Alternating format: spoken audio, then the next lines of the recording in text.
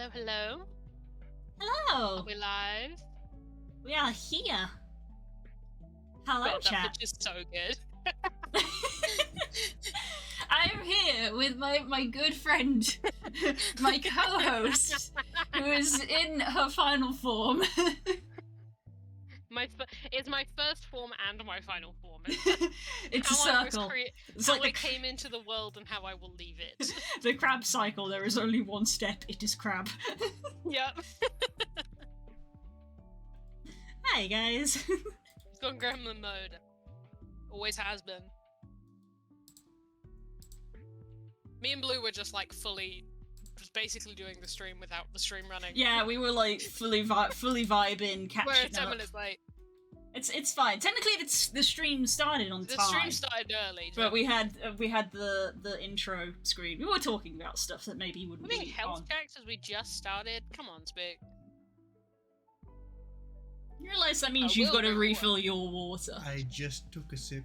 You still got to refill it. I just took a sip. You got to refill it though.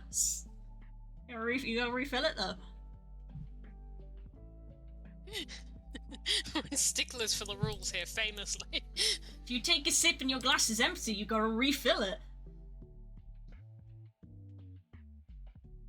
This laptop is slower than molasses, so I'm going to get a new one. Nice. Welcome to my life.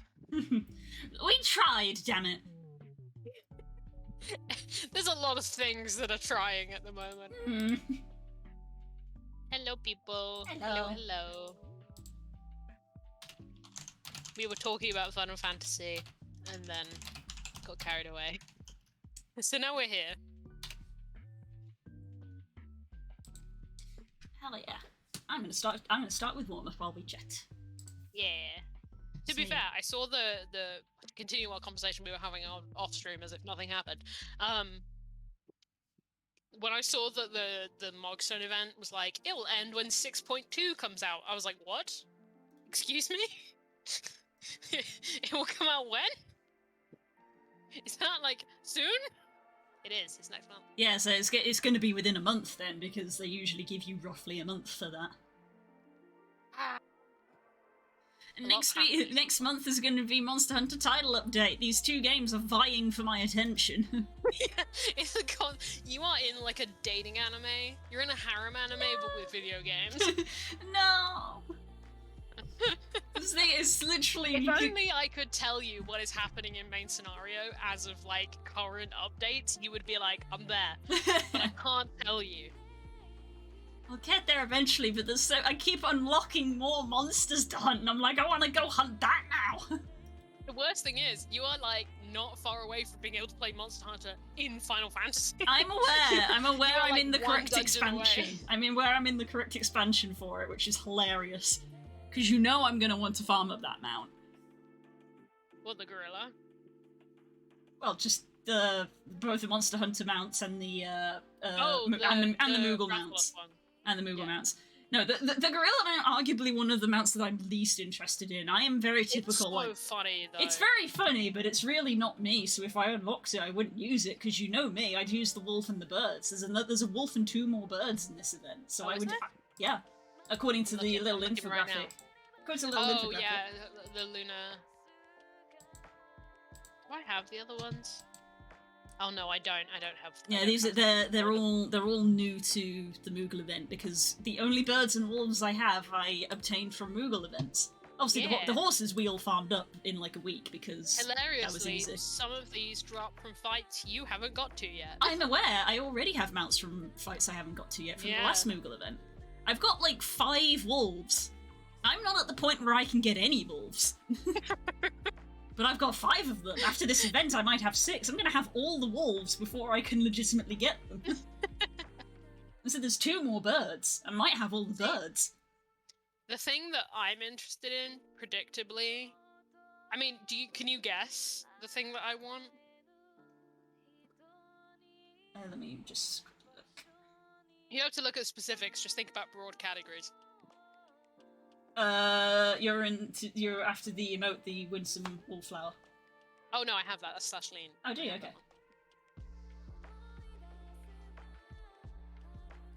You've already got that.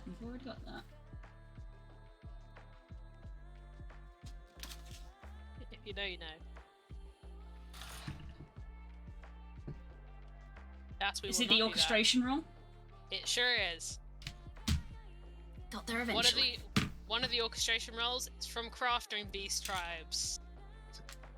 That I will never do. Yes, we will not do that. A, because the guy we're looking at has the names on them, and also because the wolf drops from a fight that Blue super shouldn't know about.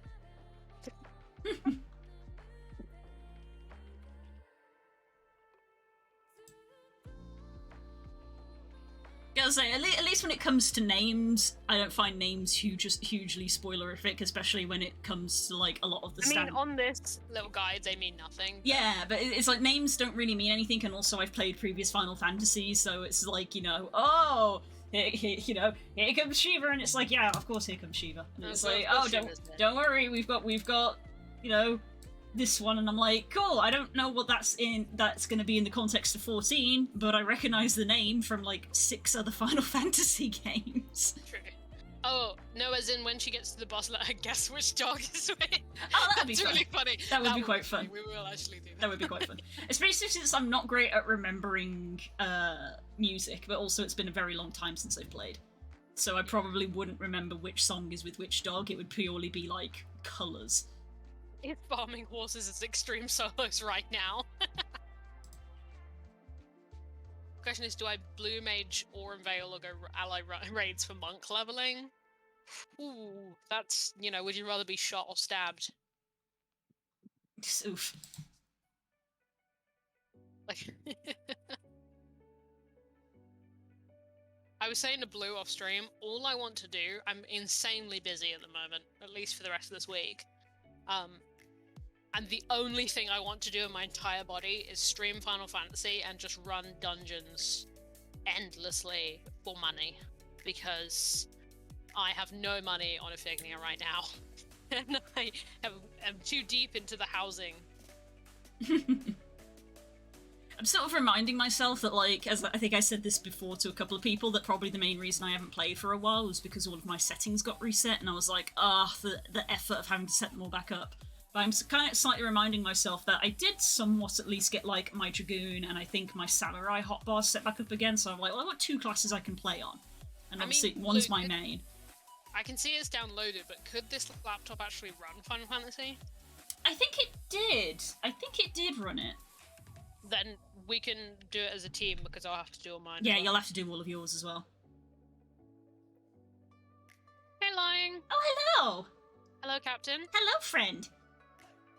We got the circles back. Yes. Artstream's back. I didn't realise Artstream didn't happen last week, because I have been out of it. Yes, well, last week was the heatwave, yes. It's Yes. warm up circles to loosen up my wrist muscles before I start drawing. You know what's hilarious?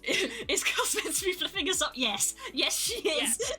She is in a state right now. I've got to say, I let Blue pick a picture of me to represent me because I am such a mess in real life that I cannot be on camera.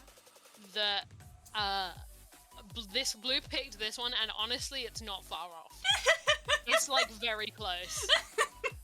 It was that or the egg. Is Arcanine still in the back? Yes, I still have my boy. I have been cuddling him so Arcanine much. Arcanine is insane. It is so crazy. Arcanine at some point in the next like 2 weeks or so, and I'm so excited because I love it's him gonna be so bigger much. than me. Again, for those who aren't aware, I now possess an Arcanine that is pretty much. Blue possesses a 4'8" Arcanine. It's almost as big as me. He's so big, and I love him. It's insane. I need to post a photo of him on Twitter because oh my goodness. Wait until I'm there, so you can have curls Curls to to scale. 'Cause scale. I'm only 5'1", so I will be almost the same height as that Arcanine one is standing. All I have is the Blage. I can't remember how you pronounce it. I think it's just a Blage, but I love them. The Shorky boys. Oh, Shorks, that's what you're saying. Shorks. Look, I have my Crochet Glory and my Crochet Bear that my sister made me, and I saw that the Dropout are dropping a new plush this week, Oh. and it is tempting me a little. It is a sweet Cugrash Oh, from Unsleeping City, and I want it so bad. Oh no! I want a Cug plushie. Careful, girls. Ask and you shall receive. No. If I was gonna get it, to be fair, yeah, I will get it if I want it. Noted LGBT activist Blage of IKEA. Yes! Why is that true though? It's very true. The amount of queers that I know that own one of them, unreal. Your little rainbow bandana around their neck. It's true because IKEA made Pride adverts featuring them. What? Yes! That's so That's funny. amazing! Iconic! An icon.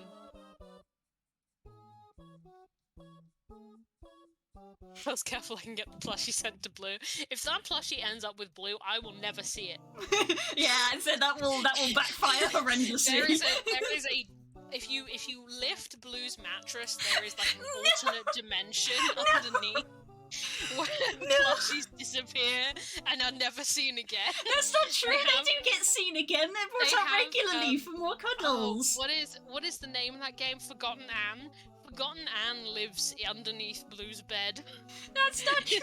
It's the steampunk world where all the plushies live is under there. I've seen it. I've been there. Yeah, because whenever you come over and you're staying over for the night, I'm like, would you like a plushie? And you're like, yes, please. Yeah, obviously. Who the fuck says no? Who is when someone earnestly says to you, "Would you like a plushie for the evening?" Who is like, "No, I would not want that." I know, right? Even my brother does. The man's a teacher. He has, he moved to another country, became a teacher, but he comes home to visit and he has this little cushion that's a little kitty that he cuddles for the evening. Everyone has their designated one. Also, Captain, thank you for following. Ah, thank you. Welcome to the madness. And madness it is. It's extra madness because, like, I've been watching unhinged Twitch streams. I rewatched the GMing roundtable with Brennan Abria and Matt. And I've been watching a lot of Queens Who Like to Watch. So my brain is a chaotic mess. Ideal for When Final you're- Fantasy, then. Yeah, for real.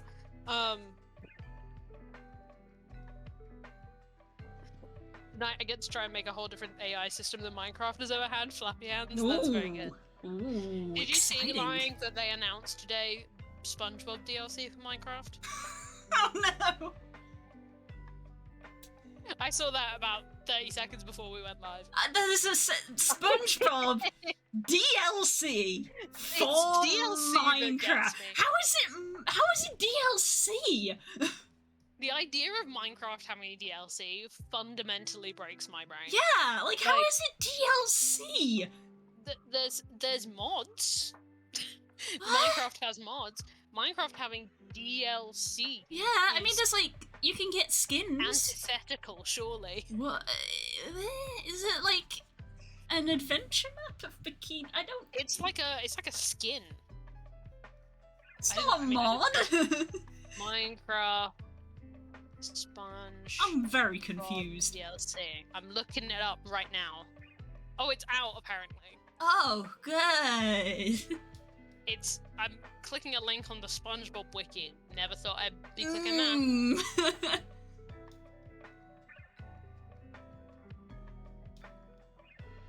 What a time to be alive. Surely the most cursed timeline. Is there no information? Truly baffling. Information. I'm gonna have to watch the damn trailer. Oh my god. At this rate, there won't be many more times to be alive. God, ain't that the truth. God, I hope not. Ugh. May we Yeah, please it's stop literally living? like Can we please stop living in interesting times? it's literally like the sky becomes the SpongeBob sky. Everything becomes like SpongeBob looking. All the different creatures become SpongeBob creatures. It is bizarre.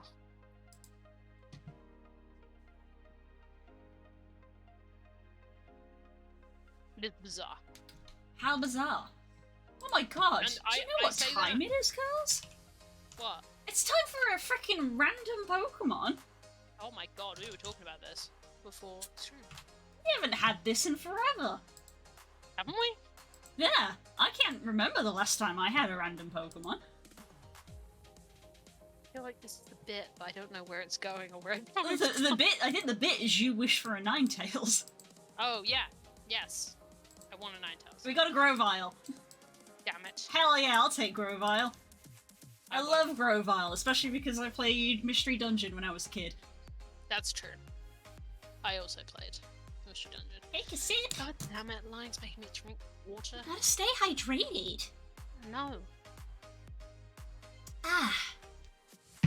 Nice. I'm doing D&D prep, so I should be able to DM next week. Yo. I've been saying to Blue, stay down. I'm timing lying out. I'm sorry, my friend. I love and respect you very much, but I do have to time you out now. What's happening? Oh no! No! How could you? It's only for 10 seconds. Calm down. Betrayal! I thought there was an option for 10 seconds, and I was like, yeah, I have to do this. How dare you! No! No! No! I didn't mean it. Come back. Have fun on your stream! Yes, do have a good time. What the fuck was I saying before that?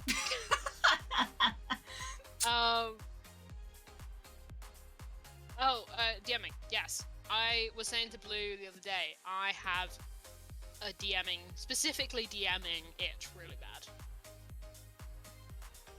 I, like, need to DM something in my bones.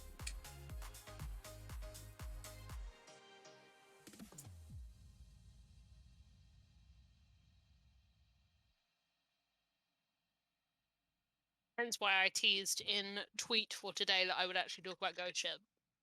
Yeah. Because, like, a month ago, it feels like, we were like, and next stream we'll talk about Ghost Ship, and then I disappeared into dust.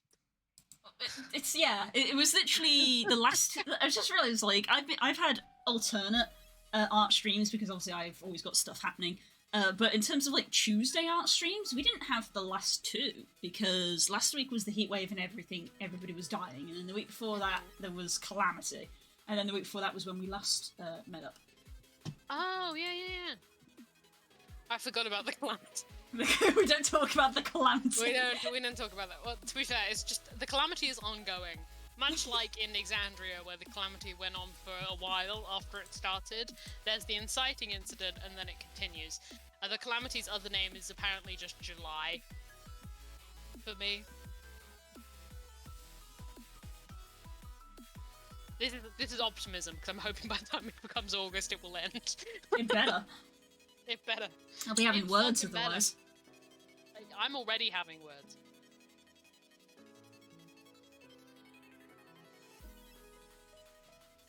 But yeah, I've got that DMing itch where I'm like, I know I've already got too much on my plate, but what if? This is why one-shots are a nice thing to do. Yeah. All the stuff I want to run is, I'm repeating stuff to you for the purposes of stream. Yeah. A lot of the stuff I want to run is like quite self-contained. Like I want to run Fixer Upper. I want to run. Oops, excuse me. I want to run a lot of little things. I put the idea of running like a mini October Halloween campaign using my Locus setting. Yeah. And now I can't get that out of my head.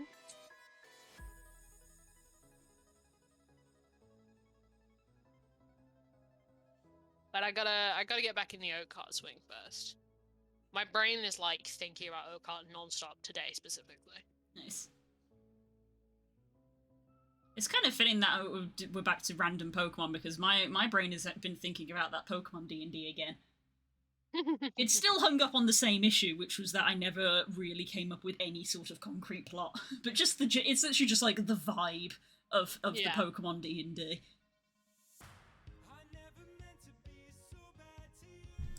Sorry, I'm not laughing at you. I just became aware that I'm about halfway through Good King moving my log the track. And so, what do you decree? What do you decree? I was like, when did I get here?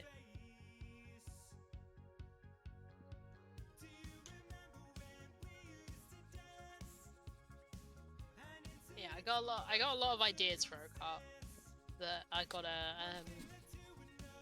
get on paper, really. I've got like a point I want to get to, and I know all the stuff I've got to get ready to get to that point, which, as far as planning for Oakheart goes, is the most planning I've ever done.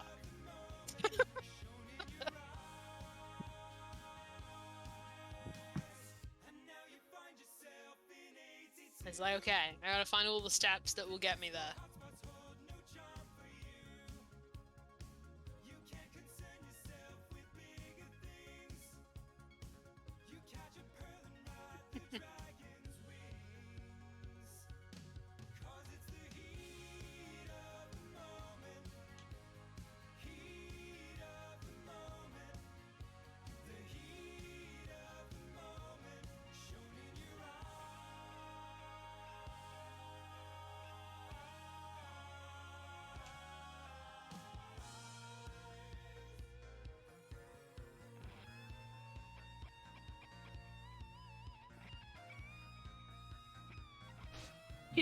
You didn't miss a bot.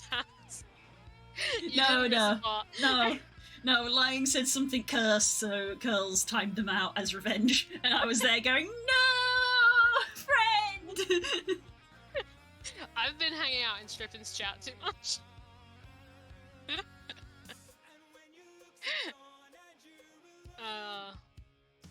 Yeah, in Strippin's chat, it's ruthless. I've got used to that.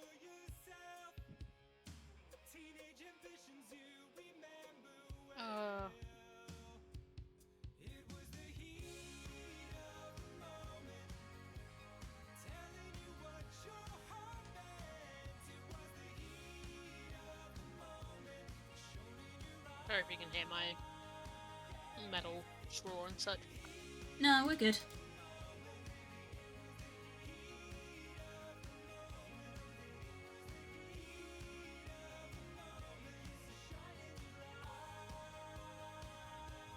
So funny because last night I was taking one of my little quick 20-minute breaks, and there was like a Twitter thing going around on Final Fantasy Twitter that was like the first picture of your Warrior of Light and your most recent one. Oh, I think I saw that one.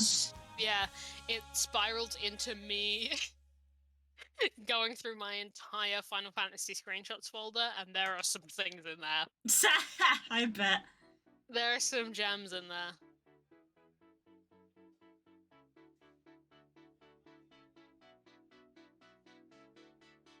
We still good for August 3rd? I think so, as far as I'm aware.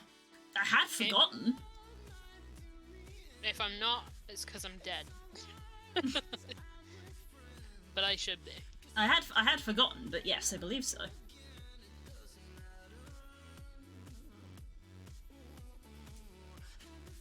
Finally, D&D again. It's gonna be so weird. I'm gonna be like totally out of practice of like, how the heck do I even play this character? Oh, that's fine for you. If we go back to, which I hope we do, if we go back to the actual pop party, think about the situation I'm in. Oh yeah, that was another thing I forgot. We're between parties at the moment. God, there's so much going on. It's fine if you're out of practice and like a mile away from the problem. It's not fine to be out of practice when you're wearing a skin disguise, talking to the most dangerous person you've maybe ever met. in a basement of a tavern. It's a bold statement. I like how the only thing my brain took issue with there was, it's a bold statement to say it's the most dangerous person you've met. You've met many dangerous people. You had tea with some of them.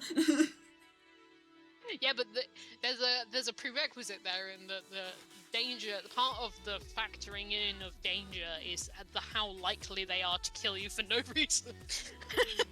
Again, you've had tea with some of them. Man.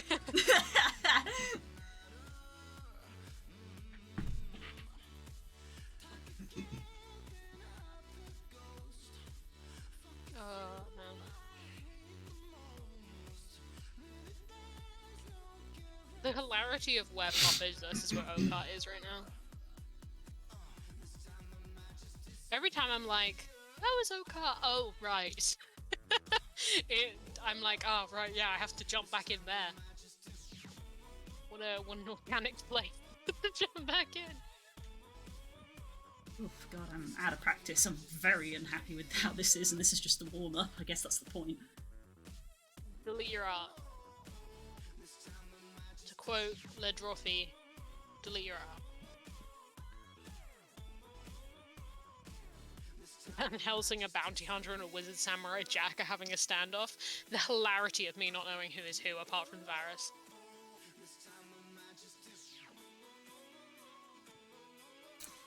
Only because Van Helsing is a bounty hunter, so it's like you said Van Helsing twice. I mean, technically it's Prosper. Prosper's both of those as well.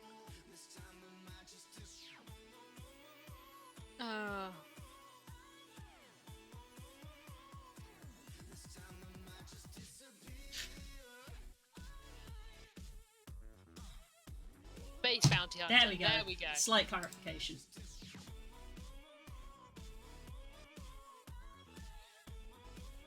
I'll take Van Helsing. I'll take Van Helsing as a comparison. Or at least, like, the cultural image of Van Helsing I'll take. Yeah. Dracula-specific Van Helsing, I would be offended, but... Yeah, he's a weird guy. I finished listening to that book. I was like, oh my god, I forgot you've read Dracula! Yeah, I finished I finished the audiobook, but I was like, wow, this guy is very different to how he is commonly perceived these days. He is basically nothing like that in the book. Scratch anything else that we were going to talk about in this stream. Let's talk about Dracula for the rest of the stream. The picture that comes into your mind when you say Van Helsing, delete it. The book is nothing like that at all. If you're not thinking of like an elderly Austrian professor, yeah, he's like a doctor. It's a doctor. His rock a little bit. He's like a crazy doctor professor. Kind of a misogynist. Forget it.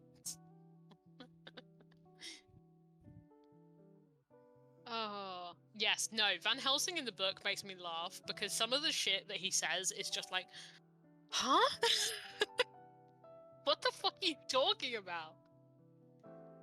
And it's so funny because he hangs around with a guy whose name I can't remember, but is just like a fucking mental health serial killer man. Yeah. And he just like, they're just friends. Yeah, it's not even really discussed much in the book. It's just like, my old friend that we know from a very long time, and it's like, wait, what? we had letters earlier in the novel, but that wasn't doing a great job of establishing a precedent. Anyway, we should kill this woman.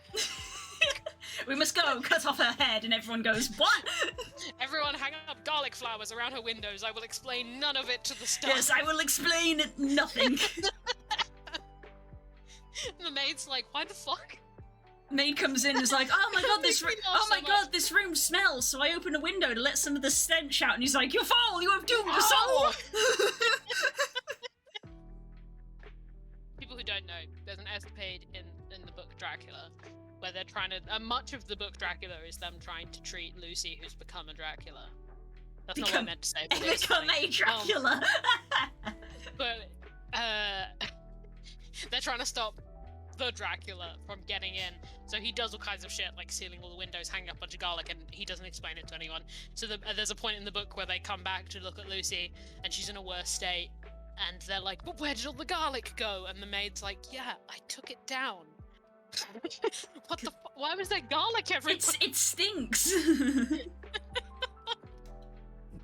It stinks in here, and Lucy is unwell, so I took the garlic down and I opened the window to Open let the some window? fresh air in. It's like you have killed her.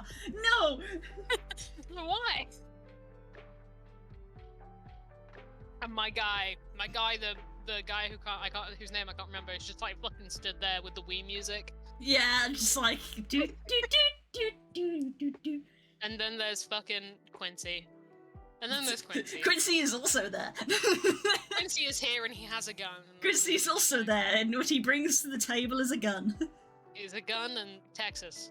Yeah, I said this to Spook when I finished it. I was like, considering the mythos around vampires and Dracula, the end is very anticlimactic.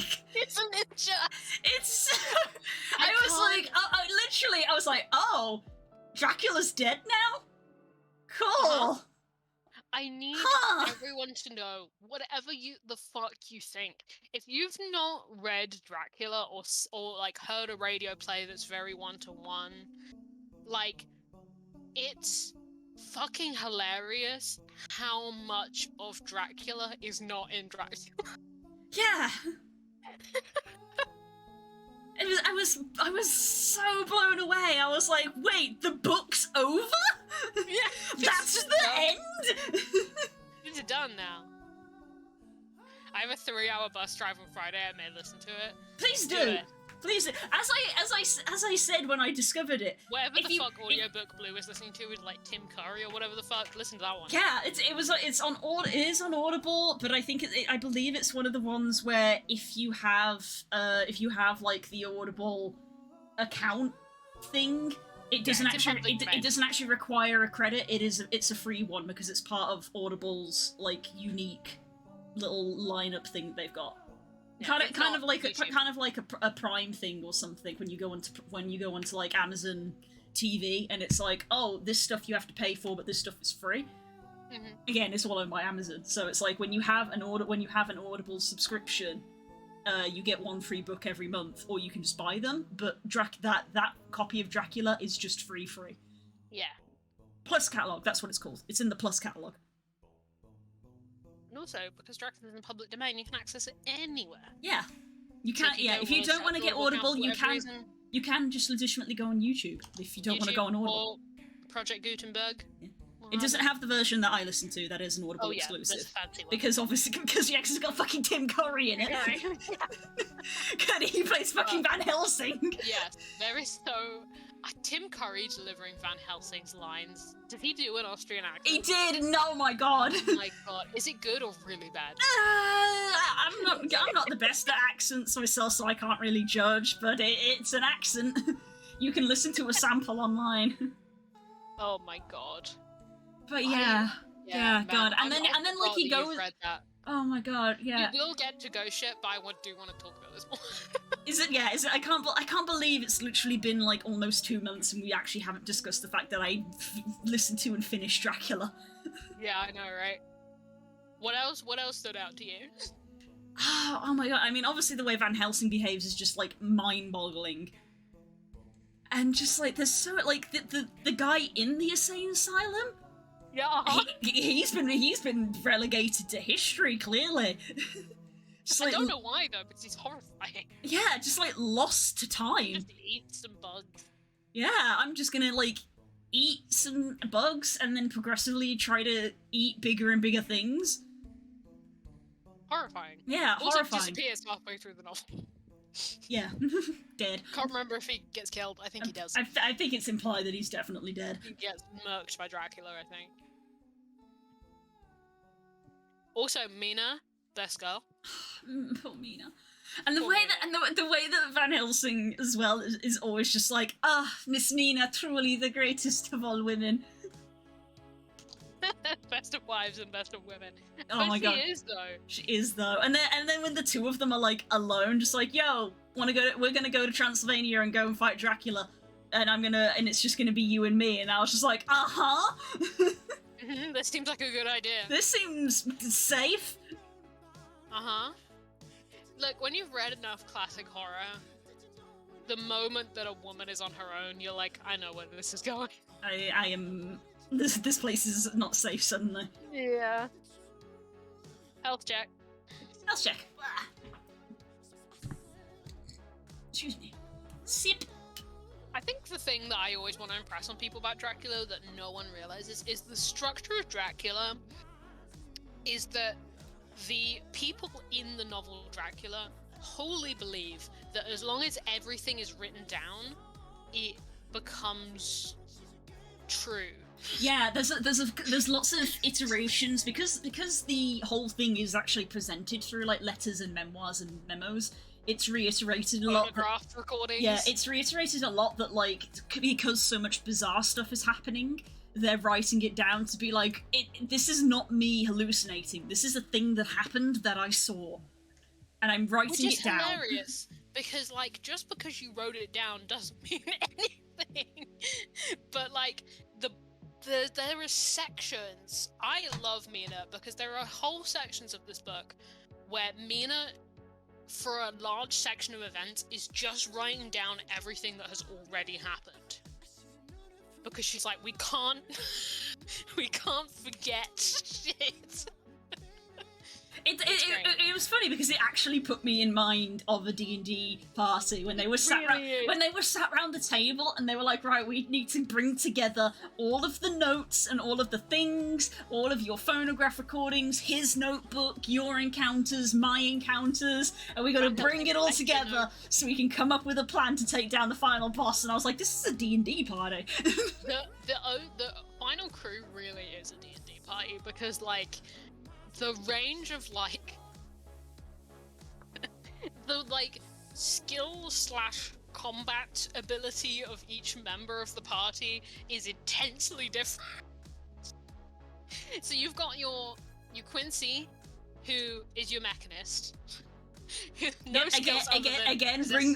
Brings nothing to the table except a gun, but arguably and made him one of the best characters. And is decent to Mina, which makes him excellent. Yes, very much full points to being good to Mina. Dude. Is he good to Mina or Lucy? I can never remember which one he.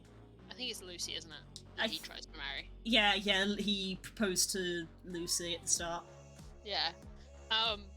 But he's just a good dude. He has a gun, he's from Texas, that's his whole character. Yeah, that's his character. You've got Van Helsing, who is Van Helsing. Even though he's an old Austrian man, he in theory knows how to fight Dracula. Yeah, that's the funny thing, is like, it's Van Helsing, you know Van Helsing, except you don't, because his reputation precedes him, except his reputation is nothing like how he is in the book! No! He's just an old dude. He literally brings all the young men with him because he can't fight. Yeah, he's literally aware. He's literally aware of the fact that, like, I don't have any strength or health left, and I am an old man. So you will come and you will do the fighting. I am here to be the brains of the group. Yes, I know how a Dracula works. Here we go. And then you've got my man from the lunatic asylum, whose name I never remember. Also can't remember now. Who's apparently good at fighting because he worked in a lunatic asylum. Unpack that in your own time. Yeah, he just casually remarks the times when, like, the insane dude goes totally insane. He's just like, we had to wrestle him to the ground. Yeah, Kaj. I'm literally, one of the things I'm working on is about this. Not this guy, but that image. And then there's my man Jonathan Harker, who is, and I cannot emphasize this enough, completely fucking useless. He's so clueless. He is the stupidest man in fiction. He's... And, like, bear in mind, this is not even from a perspective of, like... There's an argument to be made that Jonathan Harker isn't stupid, he's just the only one who doesn't know he's in Dracula, but even in the context of what he's going through, he is incredibly stupid. There are many times where Mina is essentially like, go lie down, honey. Yeah, it really is.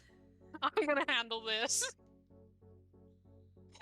Mina, truly the greatest character in the entire book. And then Mina's the greatest, but she's not allowed to fight because she's a woman. Because she's a woman. Also, to be fair, she also does say in her own words, she's like, that's not my scene. She's like, no. But, yeah, that's the squad. And then F's in chat for Lucy. Oh, man. Everyone should read Dracula. This is a kind of a meme because Dracula as a book is kind of bad, but it's like Yeah. you should read it. Yeah, that honestly, I'm glad to hear you say it because it was something that did cross my brain after I'd finished listening to it. I was like, wow, that wasn't really all that great. This is the thing. It's like I feel Dracula's more never been good. cultured. I feel more cultured now because I have listened to Dracula, but wow. The thing is that's funny from being an English student who like researches this stuff is Dracula's always been bad. Dracula, even when it came out, was like a cult thing. Like, you know how we have like cult movies? It's like it was very much the Rocky Horror of its time. Ah. People liked it because it was kind of gay in places Uh-huh. and very not allowed and very like you gotta think about like a Victorian audience, right? Like it was very like not anti-Christian, but like felt against Christian values. Mm.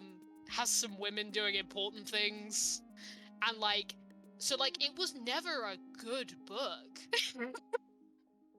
But It was important because of what it's like symbolized.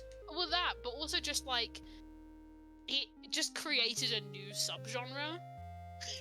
So like the thing is that yes, the versions of Dracula that have been made since, the versions of Van Helsing that have been made since, are to varying degrees nothing like Dracula. But that's kind of good. Dracula's fun to read as a primogenitor of all the shit, but like look at it as like an old if you watch like Night of the Living Dead or like an old like 50s horror movie where you're like, oh, I see that all the tropes that came out of that, even though this movie is kind of terrible in a fun way. It's like watching Zombieland. It's like, is it good? I don't know about that. Is it a weird time? Yeah. I like the part in Dracula where Dracula said it's Draken time and then he tried to kill those guys. Not far off things that is happening. Yeah. It's just the fact that literally, like, at one point they literally burst into a room, Dracula's there, and he basically hisses like a cat and then runs away. And she just sort of goes and then runs, and I was like, okay. There What? are so many images in Dracula, like, if you think about them visually, are fucking hilarious. Like, it's like, it's in the book, it's like, ooh, spooky and unnatural, but if you think about, like, actually visually seeing it, it would be fucking hilarious. Would this be like Shaun of the Dead, where it's not a masterpiece, but it's a good time? I disagree with you on Shaun of the Dead. Shaun of the not Dead being is a fucking masterpiece. Shaun of the Dead is a masterpiece. I wouldn't even argue that Dracula is a good time. It is if you come at it from the right headspace. I came at it with curiosity because I was like, Yeah, it's That's the way to Dracula. come at it. It's Come at it with a lot Dracula. of curiosity and you'll have a good What's time. it gonna be like? And the answer was, well, not what I expected. That's if you come at it with curiosity. It's like, yeah, there's so many books I could recommend that people read that are quote unquote classics, not for supposed quality, but just so you can be like, is this where everything came from?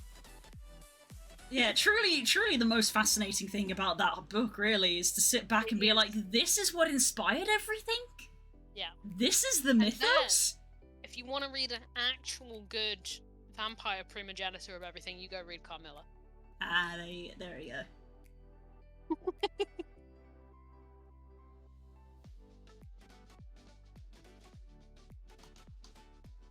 Oh man. I can recommend good vampire fiction all day. And even Carmilla's a question mark, but it's better than Dracula. Yeah, I mean, yeah, I literally the reason that I sat and listened to it was because it was free. Yeah. It was like, yeah, you can just listen to this, and also it has Tim Curry in it. And I was like, you know what, fuck it, it's free, I'll try it. I think I've said this on stream before, but I've got, I'm an English student nowadays, but even when I was younger, I had a reputation for, like, reading kind of highbrow and reading a lot of like quote unquote classics. I'll tell you all why I read a lot of classics, because they were free on the internet. And like every library had them. And I could just access them for free from anywhere, and I never had to purchase them. That's why I've read fucking Black Beauty and shit. Because they're free and easy to access. Yeah, I read freaking Whitefang and Call of the Wild because they were free. Like, if you want to get potentially the only good thing about reading classical literature, most of it you can access for free. There's like no reason to buy them. If you're like, I want to go see why this book has such a lasting impact on the world, if it's more than 100 years old, surprise, it's free. If it was published before The Great Gatsby, it was free because The Great Gatsby just became free. You can find it. Project Gutenberg is your friend. They record audiobooks of anything in the public domain. But your local library will also have them. You can find it. If not, YouTube. Or Spotify podcasts. There's so many Spotify podcasts that record audiobooks of books that are in public domain. Even ones that aren't interesting. And it's so much fun to be like, what the fuck? Why is this like a thing? Just indulge your curiosity sometimes, because it'll sometimes lead to a maid trying to explain to Van Helsing or Dracula why garlic smells bad.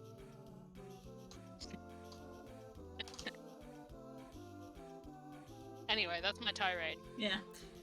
About why people should read. Honestly, the two statements of a maid explaining to Van Helsing that garlic smells bad, and also Van Helsing very calmly telling a man that he needs to behead his wife. God, yeah, that's the thing that happens. Very calmly told him that he needs to cut her head off.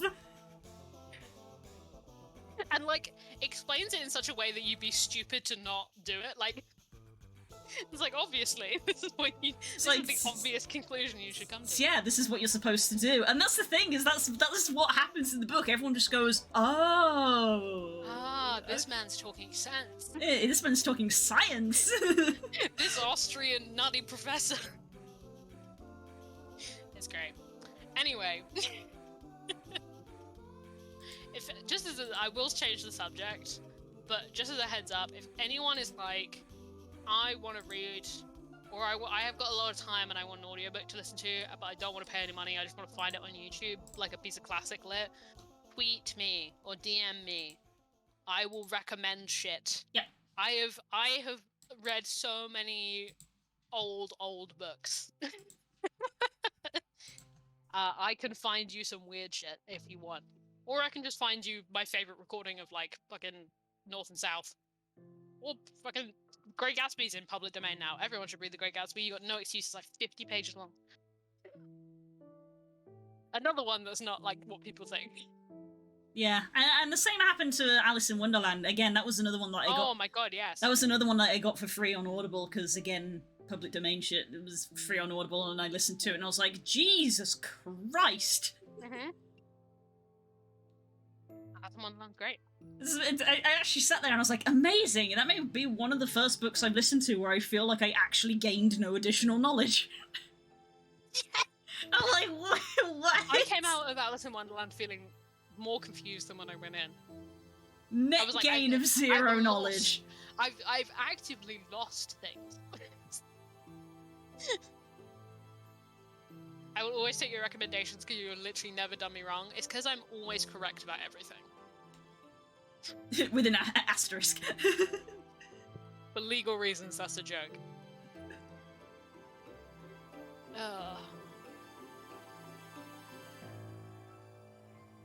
I'm just looking on the side where I have... Do you know what? Jas, if you want a recommendation right now, Dorian Gray's in the public domain. That's a legit recommendation for everyone, actually. Everyone should read Oscar Wilde's Picture of Dorian Gray. If you do not know the plot of The Picture of Dorian Gray, and you only know the concept of what, like, the picture is, you should absolutely listen to the picture of Dorian Gray, because it's not very long, and whatever the fuck you think the plot of that book is, you're wrong. Okay. Also, it's very gay. Extremely gay. That's a legit recommendation. The fact that my legit recommendations have been like Dracula, The Great Gatsby, and The Picture of Dorian Gray is more evidence that I am a homosexual than I think I've ever presented. Yeah. Again, it's not. I can't even justifiably say that Dracula is good, but I feel like yes, you should listen to it. That's the duality. It's like not, Carl Miller, it's I've also not recommended good, but you should listen to it at least once. If you can make it past... Hey, this is a good transition. You ready for this? If you can make it past the ghost ship, you can make it through the whole of Dracula. Oh god, yeah, you're right. There was a ghost ship. Fuck. The inexplicable ghost boat is the worst part of Dracula. You're right. God, there was a ghost ship. I tried to read Dracula 4 times before I eventually made it through, and every single time I got to the ghost boat, and I was like, actually, you know what? I'm good. Yeah, I think my mind actually erased that because I was like, what? There's no reason for it to be there, and it's not interesting. Speaking of ghost ship, ghost ship. The good transition. It was a very good transition. So yeah, well a month and a half ago. Oh Jesus! 10,000 years ago. At the dawn of time. When a Tarrasque fell over. We said that we would talk about a thing called Ghost Ship. That was a thing that I did a million years ago. Before the dinosaurs. Before the dinosaurs, when I was in Blue's physical presence. Because people wanted to talk about it. Yeah. So the sort of preamble for this is that before this happened, we went to UK Games Expo, which is freaking amazing. Yes. Which is my first time going, and I enjoyed it very much, yes. even though I did hurt myself. I mean, same technically, because my leg really hurt. My leg really hurt for like the next 2 weeks, which was not great because we went on holiday. So yeah, me and Blue both seriously injured ourselves, but we did have a very good time. We had a very good time. I wanted to take you guys to UK Games Expo for literally like the last 6 years. So I'm glad it finally happened. But basically, at UK Games Expo, I thought I was safe because I couldn't buy any board games. Incorrect. So, I ended up obtaining how many? 1, 2, 3, 4, 5. I encountered many RPG settings that were system neutral RPG settings. Yeah. So prompts.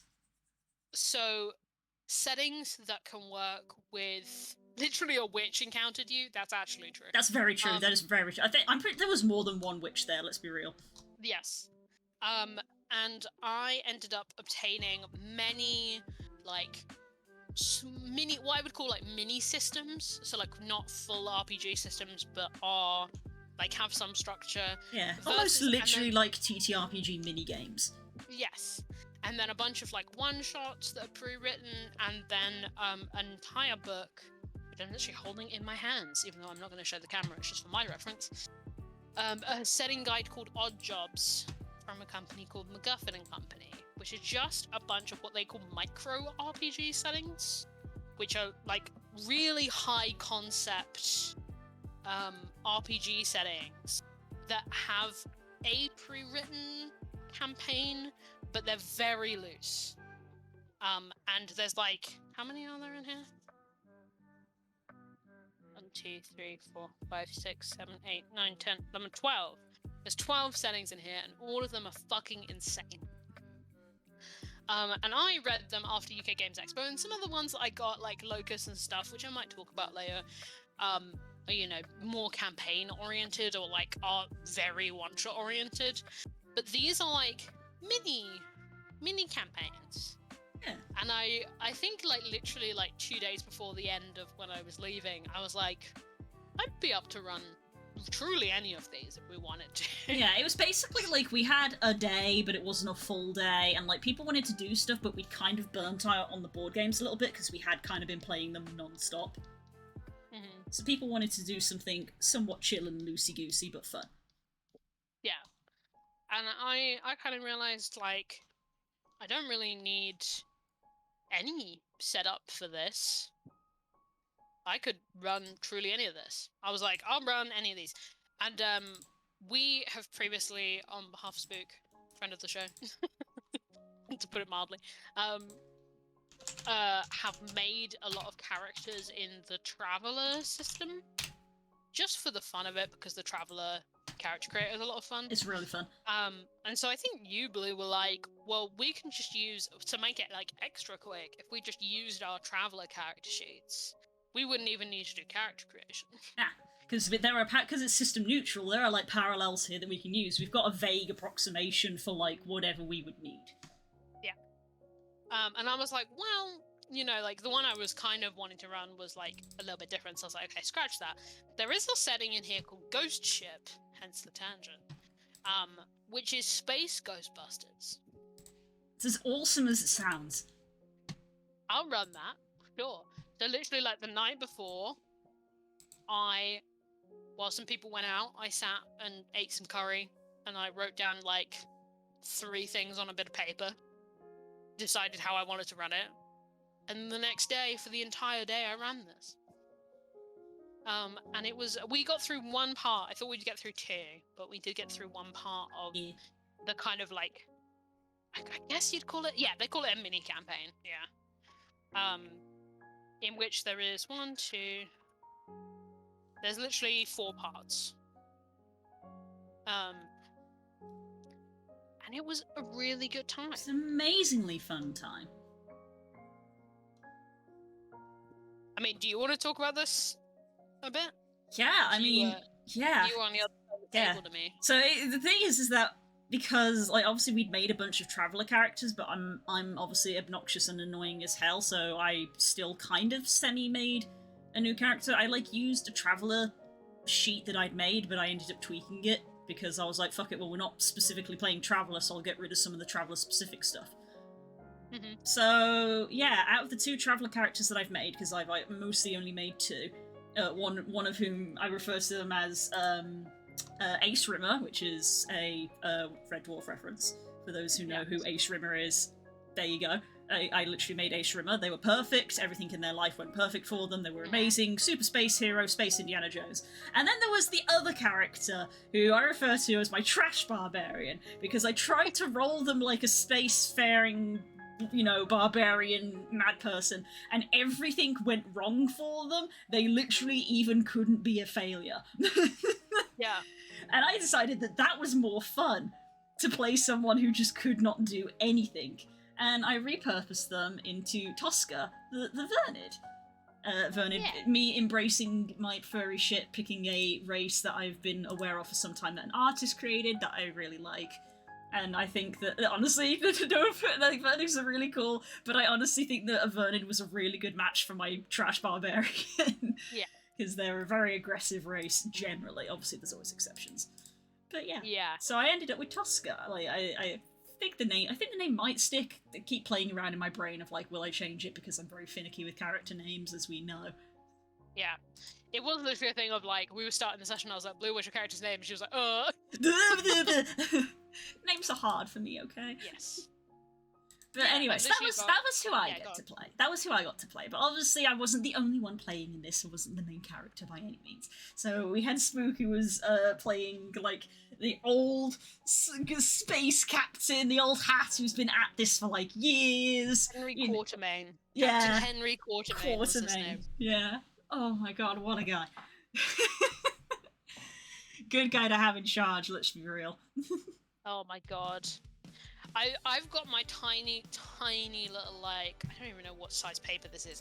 It was smaller than A5. And it's just got everyone's names, their roles, their highest and lowest stats. And at the top, underlined, is the words, The Detriment. The Detriment? Oh yeah, that was the name of our ship! Yeah. We were like, yeah, that's a great name, The Detriment. It's such a good name for a ship. I think Spook named it because he was captain, but I'm getting ahead of us here. Go through the rest of the crew. There was So yeah, and then we had a lead bot. We love so much, played by Nerwin. A little robot buddy who was a Medidroid who was so sweet. The cybernetic glue keeping the group together. And it was so funny to me, the dynamic of like, this guy's a robot but I'm the engineer, but because I'm a piece of shit, the way that I'm an engineer is I freaking hit stuff.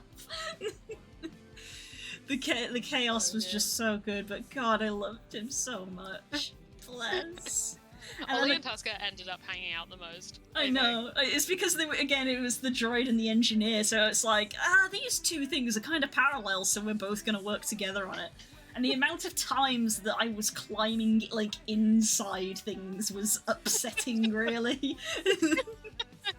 Seems to be a common occurrence for my characters, I'll be honest, but there we go. And then, of course, we've got, in the chat, we had that! So, a very interesting character and a nice little concept. I'll let Curls explain this one. Yeah, so Eliza, who was Darcy's character. So basically, kind of this was so loose. Calling this D&D is a stretch. It was, it was just TTRPG. It was just role-playing. So loose. So it was like, Blue was like, can I play furry? And I was like, hell yeah. And Space Aaron furry. was like, oh, can I play a droid? I was like, yeah, why not? Yeah, why not was my theme for the session. So, there is in the front of this, there were some pages that I'd photocopied because the players are meant to have access to them all the time. I didn't want to have to keep giving them my book with all my secrets in. Yes. And it's got a page of like character suggestions, and one of them is literally called Friendly Ghost. It's literally a ghost that instead of being passed on, is just part of the crew now. So Das was like, I'm going to play Eliza, and then send me a little message that was like, because Das was going to have to leave at a random point. This was the reason we were like, let's do this super quick, super loose, was because we didn't have a full day because Das was leaving. Das was leaving, and Das was like, well, I might have to go mid-session, and then you guys can continue. So the idea was that Eliza was a ghost possessing a random body, and they were on the crew, and they could disappear at kind of any time. And it was a fun time. So I'll kind of go through this because it's kind of interesting. The first thing I asked them to do was decide what their roles were on the ship. My only prerequisites was that someone had to be a ghost specialist and someone had to be the captain. Yes, so Spook was the captain. Any other role worked. Shock and horror. Spook ended up being both of those things. Yeah, because he was like the old experience. I've been doing this before, and I just yeah. It was hilarious because the plot kind of appeared naturally, because, we were kind of just like getting into it. I read out the kind of bit of exposition they put at the front of the setting to be like, this is the kind of tone. And we I got the we kind of decided that Spook's character was going to be the captain because their highest stat is int and no one else had an int stat. Yeah, basically. We ended up in the kind of like preamble, as I was kind of getting into the swing of it, deciding that the kind of meta story was that Spook's character, Captain Quatermain, was like an older ghost hunter. I can't remember what they're called now. They have like a name. I'm gonna look because I've got my book with me. I think we definitely had some Starstruck Odyssey inspiration happening with this because we'd all watched some Ghosters, of it. That's what Ghosters, yeah. We'd all seen a little bit of Starstruck Odyssey at this point, so we were that was another reason we were like, yeah, let's do Ghost Ship, because I think a lot of us were in actually a bit of a sci-fi mood from Starstruck Odyssey. Oh, for sure. And so was I, to be fair. And it was like, the idea was that Henry Quatermain was like an older ghoster, and his last crew had like all, because the ghosters have kind of a short end of the stick. There's a bad job to do. It's space life insurance people, basically. Yeah, the whole premise is that when people die in space is premise. That was the right word, right? Premise. God, why did I say it like that? Whatever. Premise. The idea was that when people die in space, they become ghosts because they don't have, they can't be laid to rest when there's no planet Earth beneath them. Yes. There's no like way to pass on in space, basically, is the idea. So people who go to space take out these life insurance policies with Green Hill Insurance. and the ghosters will be sent in after someone dies in space to collect you and bring you home. But the idea was, in just kind of like the preamble, it kind of became apparent that Henry's crew had all befelled a terrible fate, had all been killed by ghosts. Henry had survived and had been like reassigned by the company on a shitter ship with a bunch of worse crew. Yeah. So like Ollie's the one, Ollie with the bot was the one who was sent by the company to like kind of keep it running. Medical officer, comms officer, like actually capable, and then Henry's just like an absolute like older like what was the comparison we kept making, like League of Extraordinary Gentlemen? Well, yeah, that was where he got the name Yeah. Quatermain from. Yeah, like just eccentric essentially, and then Tusker, who as said goes by the Guns of Icarus engineer style. Yeah, just whack it, and she Whack falls it with a hammer. asleep in piles of cables and things, which is not a great thing because she literally draws acid. So Yeah. And then like Eliza, who's the weapon specialist, but is like a little out of it. Not fully human. so yeah, great man, what a team we got here. Look And at that's this that's squad. how, when I asked Spook, hey, what's the name of the ship, went the Detriment, and that was it. Yeah, But best yeah, name. do you wanna talk about what happened? Because obviously, if you Yeah. remember. It's been a while, so take me a second. So yeah, Oh, so wow. it's been a while. So obviously we get like a job come through because we're literally this job is like, instead of being treated as like the respectful of like, we're handling the dead. It's literally like, no, you're like the cleanup crew coming to clean up the trash. Yep. So There's been an incident. yeah, Go clean it up. yeah, we get told that there's been an incident on this like mining moon or something on this near this planet. So you got to go clean it up. There's like 10, what was it, 10, 12? It was 13 was the number you were of given. course. Yeah, there were 13 reported deaths that we had to deal with, and we were just like, ew, nasty. And yeah, and we get there, and it's like things are. There was a kind of red flag in the message that Ollie noted, which was that the amount you were given for the job was way higher Yeah, than your normal job. yeah, already just sort of like, that's a bit weird. So yeah, we go down, and it's like, I remember there was a bunch of weird stuff that was flagging up immediately of like, there was like a weird power surge or something weird in that regard.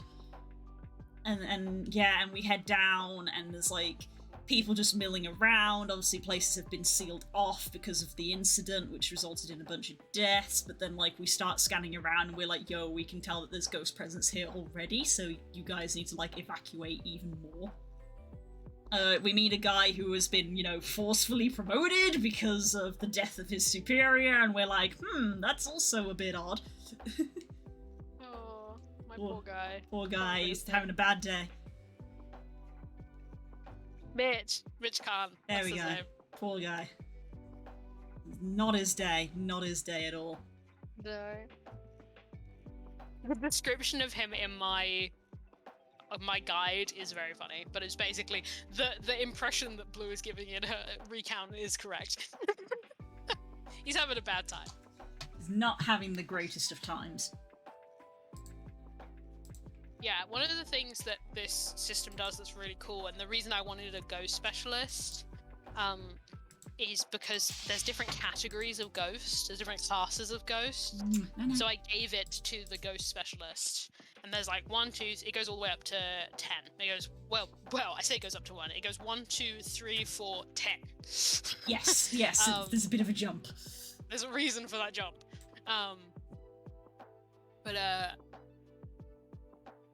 So they're on like this, like there were like 6 levels or something, and 1 or 2 was like the company had like kept people working just on the upper levels because it's safer, quote unquote.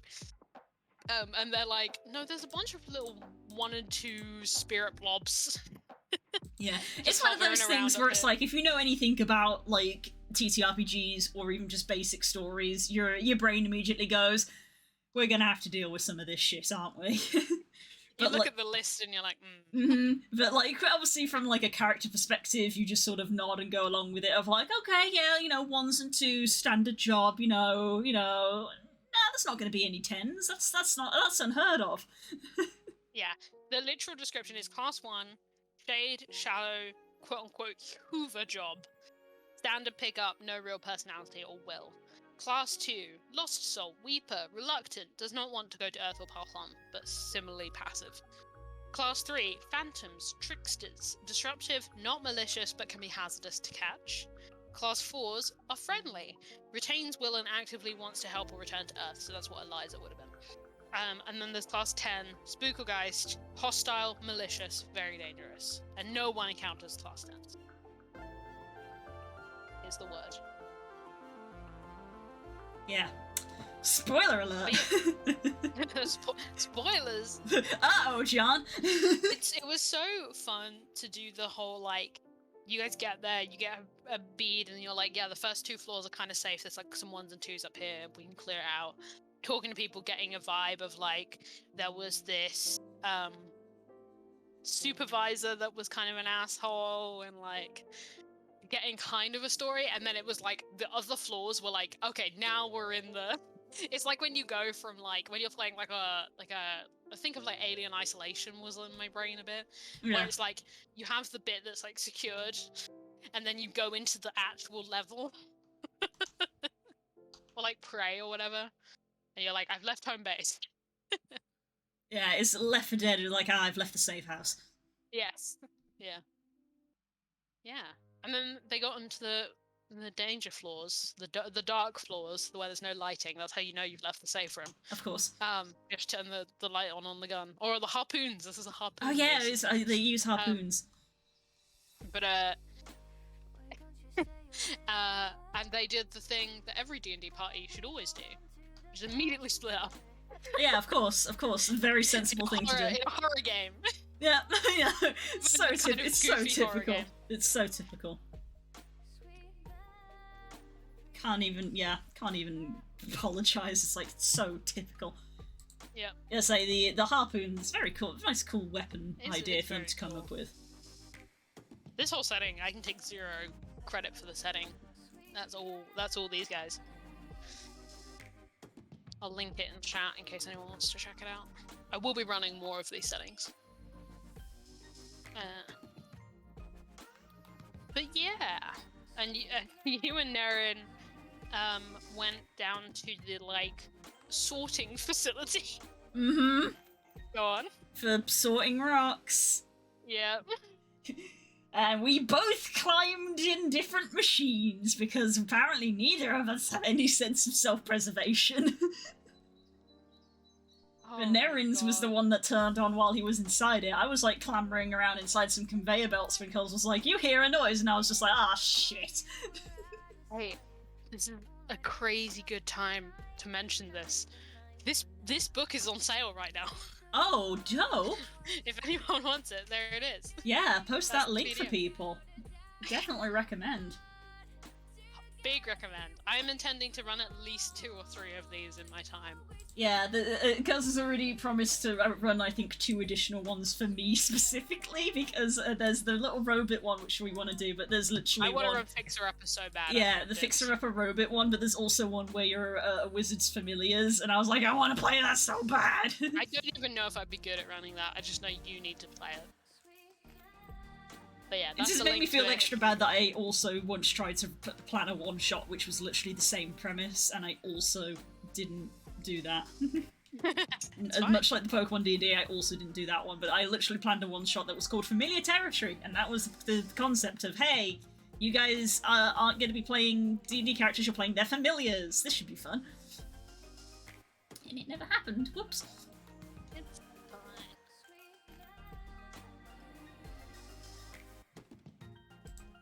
Sorry, I got distracted because I'm on their website right now and they've got a bunch of free ones that I am 100% going to download. Oh. One of them's a tabletop game for 3-6 players in which you are a monster trying to convince humans to come to Dracula's birthday party. Oh my god. Will be my second Dracula one-shot that I own. That's so funny. But yeah, so they split up. Blue's character and Aaron's character go to a sorting facility, and I'm like trying to set tone, so it's like they both discover something kind of odd, and then I'll cut to the other party. Eliza and the captain go into like the kind of check-in, check-out locker room, where there is a spooky computer. But yeah, it's literally like I'm trying to think of it without like my like cutting back and forth. The way it would have gone down is that like you both. Oh, the first thing that happened was with you, Blue, because you went into the sorting conveyor belt to where it goes down to the lower floors, and you're the one with the monitor, the EMF reader. Yeah. Oh yeah, I had the ghost reader because I'm the engineer. Yeah. They had an EMF. They had two EMF readers, I believe. Oh no, you had one that was slightly on the spritz. Was the Yeah, because Tosca, nothing fucking works. And you were like, I'm kind of getting. You could, and Tosca held it up to the point where it kind of drops down onto the lower floors, and it just went nuts. I think it was literally like, guys, there's something big here. Change scene, and I was like, wait, no. Yeah, I was trying to build tension. I was cutting back and forth a lot, and it was like something. Blue finds something at the same point. Naren's in like a massive like tumbler, like what you would like for crystals. You know, like you rotate them and sort them out, like a massive what's that fucking called? Centrifuge. No, I think it is called a tumbler. A centrifuge is for splitting liquids. That kind of thing. You get the gist.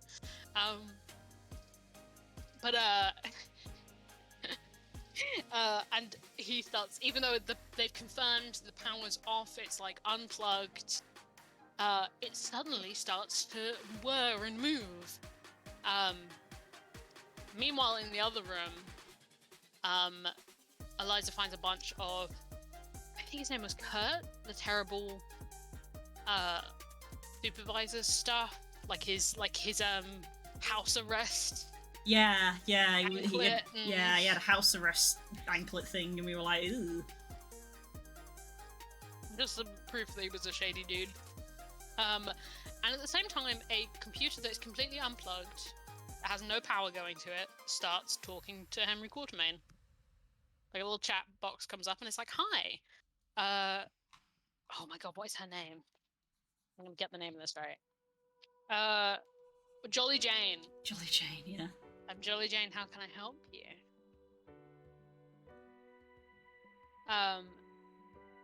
Yeah, it was a fun time. And then proceeds a true comedy of, in one room, Henry Quatermain is having an immensely frustrating conversation with a computer. Meanwhile, in the other room, Naren's character has found a Category 2 in the corner of a machine that is turning on and beginning to rotate. At the same time, Tosca is trying to break into the machine. Yeah, because the typical Tosca thing of like, can I turn it on? Can I turn it off? Nope. Okay, time to start smashing shit. Just sort of like, let me find some kind of wire I can rip out, some sort of power supply I can break, please. Oh. And like, I think at this point you guys were starting to be like, I'm getting some Category 3 vibes. there's obviously like a trickster spirit about alongside whatever it is that Tosca's found in the bowels of space. But yeah. And I'm trying to remember if at this point you guys have caught, I think, like 12? Yeah, we've literally just like hoovered up a bunch of them.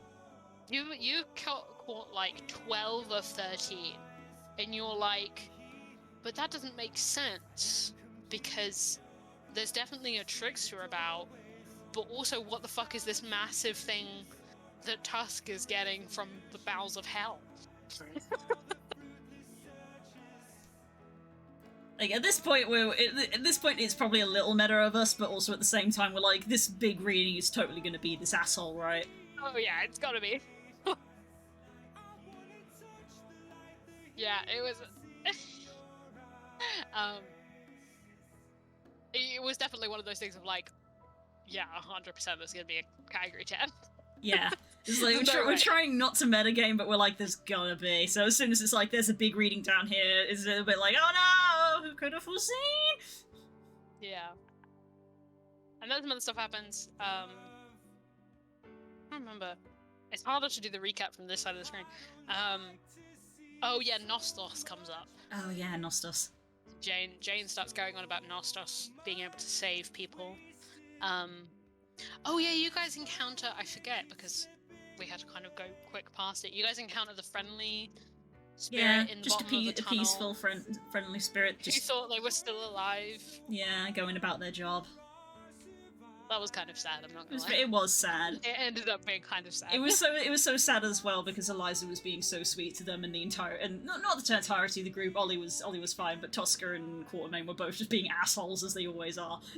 Just being like, hey, we're on a time limit. Let's speed this up.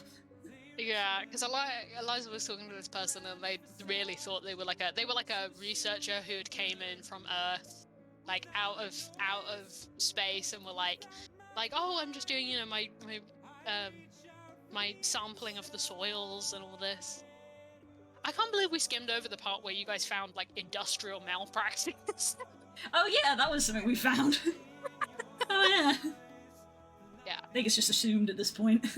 Yeah, they found proof that the company had like failed to do mandatory health and safety things, and yeah, and Tusk like found some crawled into a crawl space and like found some wires that like weren't connected or something. Yeah, it wasn't earthed. Or, yeah, they weren't earthed and up to standard, and it was like, that might explain the power outage. And you guys had all the proof for it, and were like, who do we tell? Yeah, this goes above us now. Yeah. It was like a whole, it was like a mini moral dilemma of like, do we tell the insurance company? Do we send it to a journalist? Do we send it to like the police? Like the space police? Like who do we send this to? Because this is above our pay grade, but also we should probably do something. Yeah, this is It was a fun little moral dilemma. Yeah. But yeah, and at that point, yeah, you'd gotten 12 of 13, and you went down into the big open mining pit, basically, in the middle of this station. And that's where all hell broke loose. Yeah, that was crazy as heck. Because they found the Category 10. It's shocking. I feel like I'm skipping something, but I can't think of what it is. I'm sure I did more shenaniganry with the Trickster one. But, oh, yeah, that's the thing that happened, is Eliza... Oh, we thought about it at the same time, Das. That was very creepy. Eliza started hearing voices being like, hey, I can help you, but your friends can't come with me the way that they are. I was like passing notes back and forth with that at the end of the table. Kind of sus. Jane, sweet Jane, being like, hey, Nostos can save you, but your friends can't come with us like this. It was a whole thing. But then you got into the belly of the beast, the immense red blob of evil and malice that was what was left of Kurt Valen. Oof.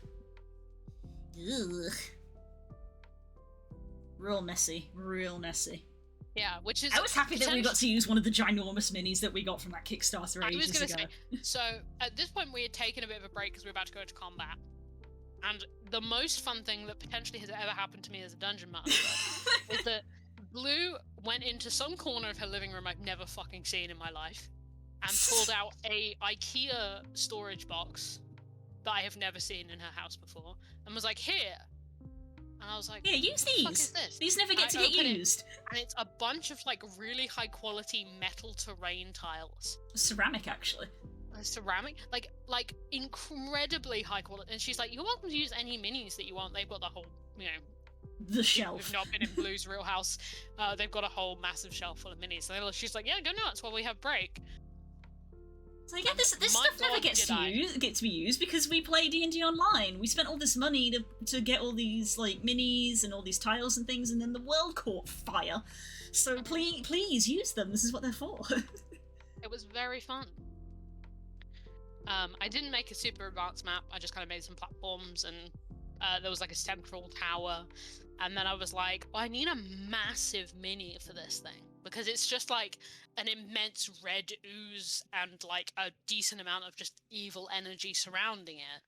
So I just need the biggest sized mini that you have, because you won't have a mini of this unless you have like a giant Oobleck mini. Not Oobleck, that's a real substance.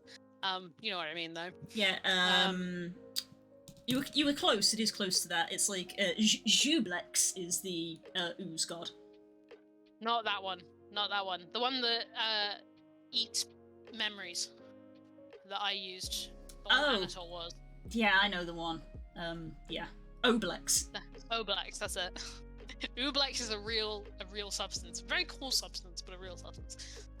Even so, a giant elder Oblex's only huge category, and like this thing was like even bigger.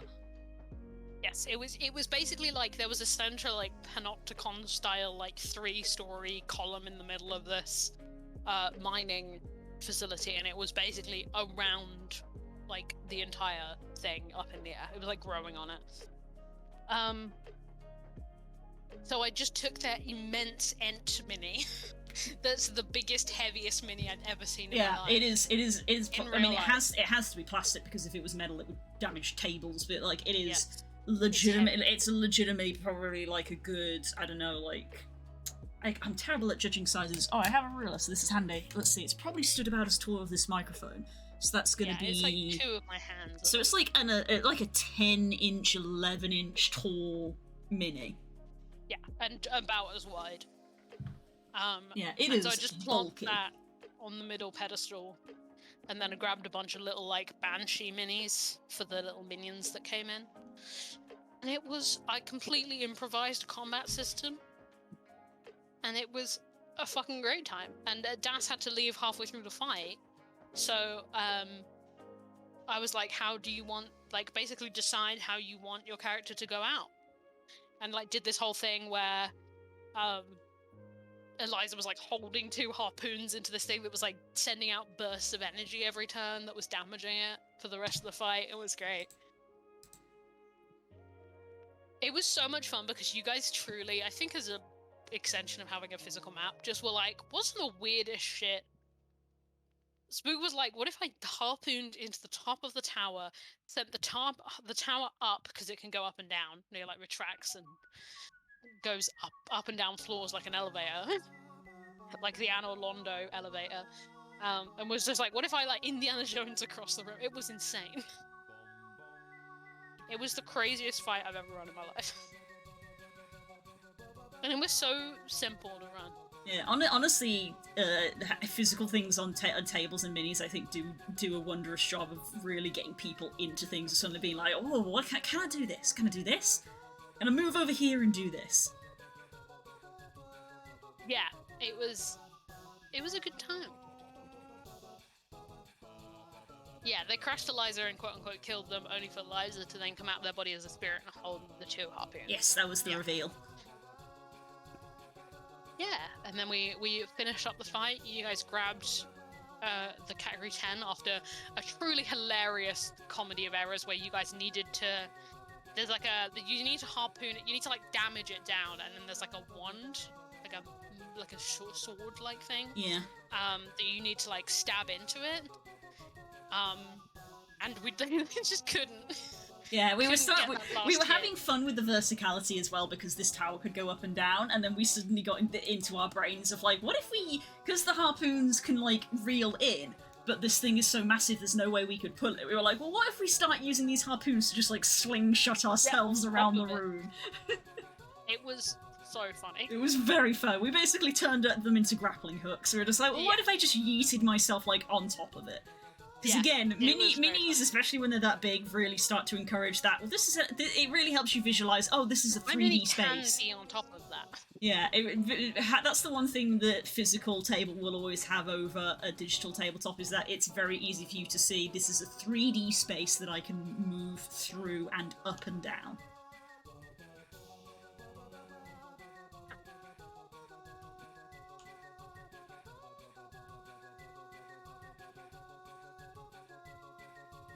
Yeah, it was a good time. And then you guys saved the day. I got back to the ship and realized that you had, not including Eliza, you guys had 14 spirits, not 13. Yes, we are an extra one. And when the wand absorbs a Goosty, it pings up like a name. Don't ask us how it works because we don't know. It matches with the IDs that you guys got sent before you went in. Yeah, but literally in like it was literally like in the last sort of like 5 minutes, like as we were cleaning up the ooze from the big guy had been wanded, it was like, oh, there's also a little spirit here, and we were like, grab it, and we grabbed it, and it just like came up as like gibberish, and we were like, oh, I need an adult. That was Jane. That was Jolly Jane. Yeah. It came up as question marks.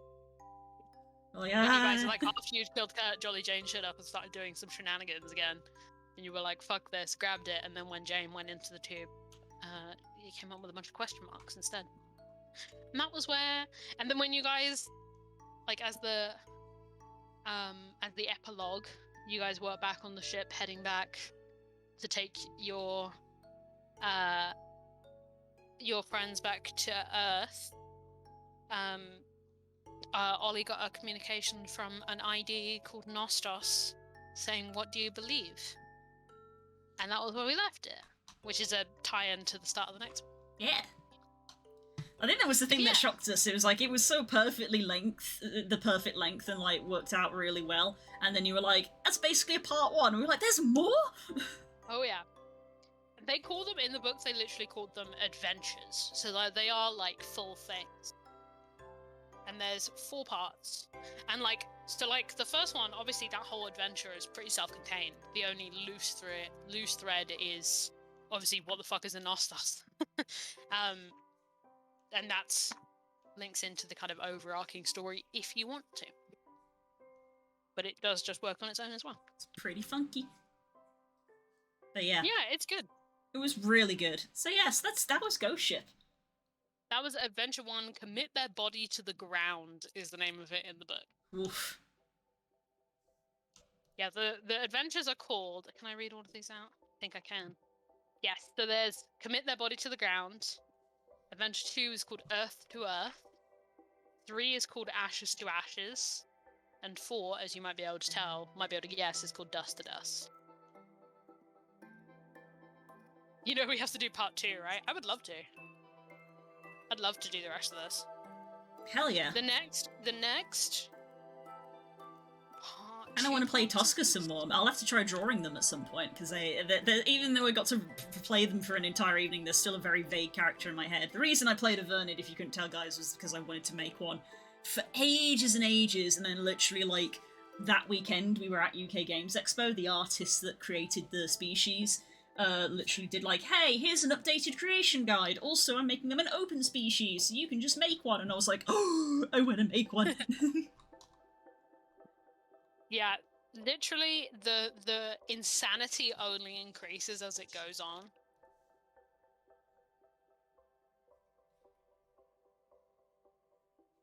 Two and 3 are insane. Are insane. Yeah, and just because I know you, when we mentioned we were going to talk about this on stream, you were like, how much did you have? This literally is like 1, 2, 3, 4 paragraphs, like a column of an A5 page. Yeah, so this is what I was gonna go into next, but what I am actually gonna do is I need to go to the bathroom. Yeah, do it. Go take a break. So I might suggest, I honestly, just as your friend, I'm gonna suggest you do the same, man. Like, go top up any waters, maybe go get a snack, or at least just stand up and stretch your legs. I'm gonna take us to a camera break, basically.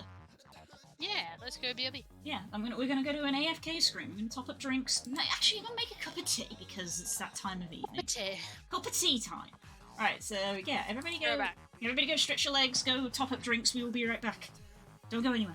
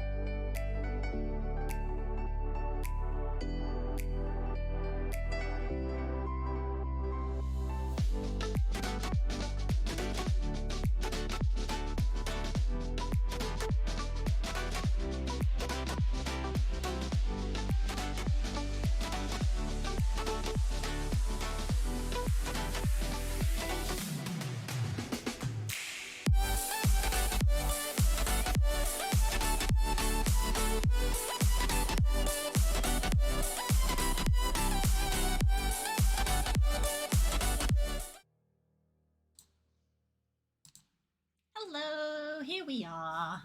We're back. Hello, welcome back. I've made a discovery while on break. Uh-huh. The Odd Jobs, so the book that we're talking about, that the setting's from, is on sale because it has been nominated for an Ennie, Oh. which is the tabletop RPG awards that they do at Gen Con Oh, every dang. year, alongside some absolute legends like the fucking Uncaged Goddesses team. Dang. And yeah, it's up for best adventure Yeah. setting. It was stellar, so wow, Yeah. amazing, congrats. Yeah, So, so GG to them. hell yeah. There are some absolute heavy hitters in like the other categories as well. So like they're up against giants, but like Nice. wow, good job. Yeah, that's gonna rocket them into big names, Yeah, even just being nominated. I put a link on Twitter to where you can get the PDF. I have the actual hardback, and I would actually recommend it. It's real nice. It's really well made. But yeah, just so you guys could know, because I can't emphasize enough how good this shit is. But yeah, so literally all you get. So there are the parts of the book that are like meant to be public knowledge. That I made a copy of for these guys, which is literally like pretty much every setting's about the same in terms of like the amount the players get versus the GM gets. Apart from, I want to say, startup culture, where the GM needs a lot more, and Dusk Hollow. Oh my god! But yeah, you get kind of the background, the way that ghosts work, the easy way and the hard way to deal with ghosts. And kind of a note on the setting if you want to read through, like Greenhill, like how some of the like mining communities, what the state of the Earth's in, and then there's a big thing that's like players don't read on this, and then you get all the GMing stuff where you get a bunch of secrets, a bunch of NPCs, and then you get the adventure setting. But yeah, Commit Their Body to the Ground is literally like 4 or 5 paragraphs. It's completely system neutral. I ended up kind of making a system of my own. Because our whole purpose was speed, my kind of motto in my head was just less. Like minimum things. Mm-hmm. So it was like, take the stats. The way you establish something sci-fi and not fantasy is to use sci-fi words instead of fantasy words. So I changed like charisma to comms, stuff like that. And it was literally, I can't remember. I ended up using D20s in the end, didn't I? Or did I use? No, D6s? we used 2d6. 2d6. So yeah. this is the question that I have, is like, as someone who has only really played 5e, how did you decide to come up with this like 2d6 system? It was because of the way we did stats in the end. Because I was initially, I'm gonna bring up my notes because I did have some. Because the night before, when I was like homebrewing it essentially in my head, I was initially going to use D20s because why not? I was like, yeah, sure, that'll work. But because we wanted to kind of use stats from Traveller, but obviously Traveller's system, I don't even know. Yeah. I don't even know the actual system. I also don't really know it, I'll be honest, because we made characters, but we never played it. Yeah, this was the extent of the system that I made. I'm gonna explain it to you all right now. Yes, strength. The stats ended up being strength, dex, endurance, int, willpower, comms. Willpower for me felt more ghosty, and I could see myself asking for that kind of check more than other things. And they were pretty much one-to-one to Traveller things. But the reason I ended up... You didn't hear that, Carls, but I'm sure the stream just heard that massive cat screech. I want to see those meows in chat. Show me them. Show them right now. A big ol' screech from Sadie as I lift her up onto the chair. But yeah, because Traveller, if I remember, like the stats that you end up with are pretty like low numbers. Yeah. It's kind of like, in a way, how D&D works on a scale of like 1 to 20, with 10 being an average. It's sort of crunched, I believe, in Traveller, so I think it's 1 to 10, with 5 being kind of average-ish, but Yeah. not quite. I don't think anyone had a stat over 6. But basically that's why I ended up... it was actually, I think, a 1d6 system, but this is basically what I ended up with, was that if you had a 1 in a stat, you had a -2, 2 -1, etc, etc. 3 or 4 is 0, 5 is +1, 6 is +2. And everyone had a minimum of 1 +2. Was kind of the way that I transferred the Traveller stats to normal stats. Again, you could find some way to roll these if you want to do it yourself. You could just roll a d6 or roll 2d6 and take the higher. It's up to you. Everyone had 20 HP. They get +5 if they've got a +1 to endurance, +10 if they've got a +2. Nice and easy. Yeah. No one can have minus. You can have extra. So my big question is, how did you approach, like, DCs? Did you literally just kind of come up with a number? Yeah. Okay. Because I've got the only other thing in the system was, if you can argue that something has to do with your role, you have advantage. That was the only other thing.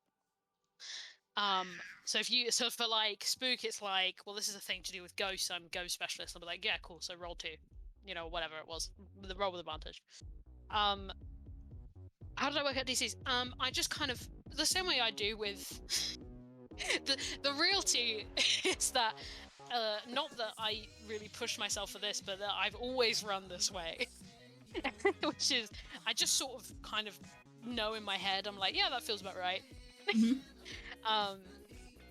And you guys didn't like try a bunch of stuff that was super out there, so I didn't have to worry. And you guys also rolled really well. Yeah, I'd say we did fairly well throughout the entire evening. You guys rolled I don't know why I said well. evening. It definitely wasn't the evening when we played. It was the day. But yeah, you guys rolled really well, so it never really became a thing of like... I don't think you guys had a crit failure the entire time. Thank God. So like, it was never really... I was never really confronted with it. But yeah, I just kind of... In my head, I kind of just re-sort while I was like, okay, what would a 15 on a d20 check is now like about like, a 5. Like I just kind of re-sorted them in my head. And there were some things where it was like, okay, well, yeah, because if you was to do with your roll, you rolled 2. And like some of them were like, well, you're only going to be able to do this if it's your specialty. It's like the only way you'll be able to get that higher number. But it was all very loose. It was all very loose. Yeah, it was good though. It was a good time.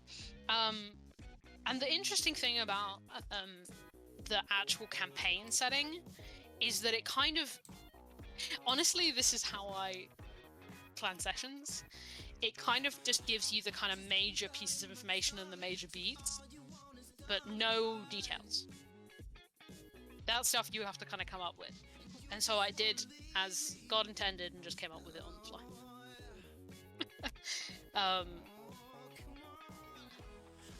Like, pretty much that whole first section,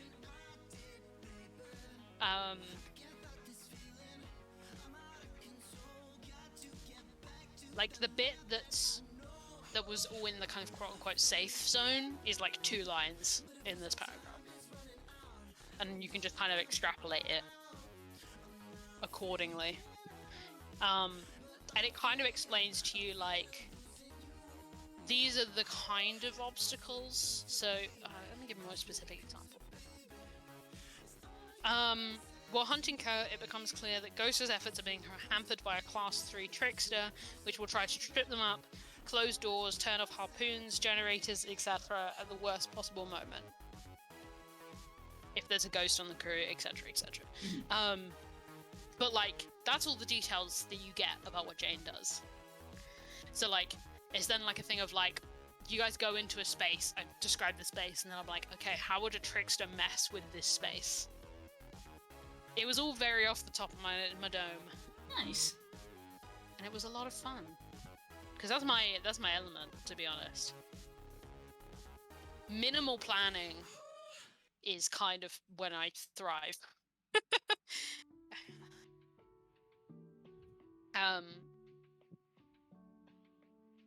Yeah. Yeah, basically the only things that are really established is like it gives you Mitch and like the character of Kurt. And then like what Kurt became, so the class 10, and that the class 3 is about. If you've read more of the settings, you kind of understand some things about the world and stuff that make the class 3 make more sense. But yeah, it gives you the kind of very broad strokes, and then you just sort of make it up. That's awesome, man. It's a lot of fun. I love kind of going with the moment like that.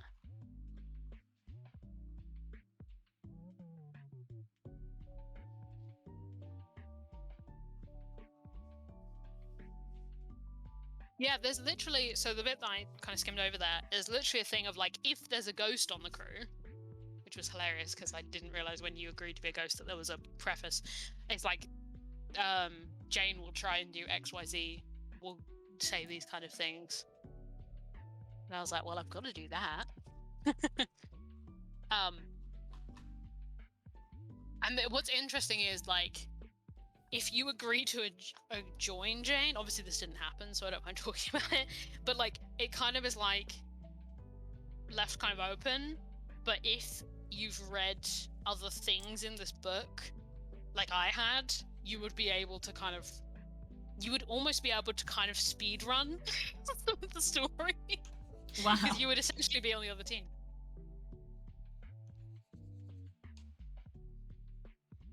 I know we're talking about Ghost Ship. I just opened Steam to see that Warner Bros. Multiverses is on Steam and it's free to play. I've been watching people play Multiverses and it's insane. I've been watching Sam play Garnet so much. Multiverses is like Smash, but for Warner Brothers. Oh, right. There's like Garnet from Steven Universe, Looney Tunes characters, Super Saiyan Shaggy from Scooby-Doo. Oh my god. Rick of Morty. No, that's not yet. The next character is LeBron James, the man. Ultra Instinct Scooby fights Superman. Yeah, Superman's in it. Wonder Woman's in it. Yeah, the Harley Quinn's in it. It's like the weirdest combination. It's a bit like PlayStation All-Stars in the characters that are in it are like, huh? But it plays like... It is literally just I guess you do own the license to that character, huh? Yes, it really is that. It is very much Smash. Yeah, Iron Giant. Wow. Yeah, this is the current roster. Yeah, Iron Giant, Taz, Velma, Arya Stark, Batman, Bugs Bunny, Finn the Human, Garnet, Harley Quinn, Jake the Dog, Rain Dog? Is that what that is? Shaggy, Steven Universe, Superman, Tom and Jerry, Wonder Woman. And that's it for now. But like some of the ones that have been more or less confirmed are insane. Sounds like it. Arya from Game of Thrones, yes. Correct, yes. You know, that one. You know.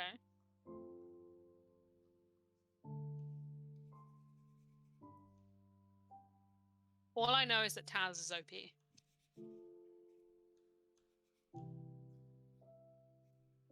But anyway.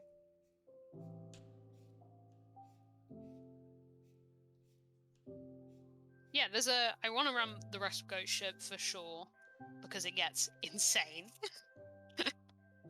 I will say all of these settings as well are really, really good at kind of being...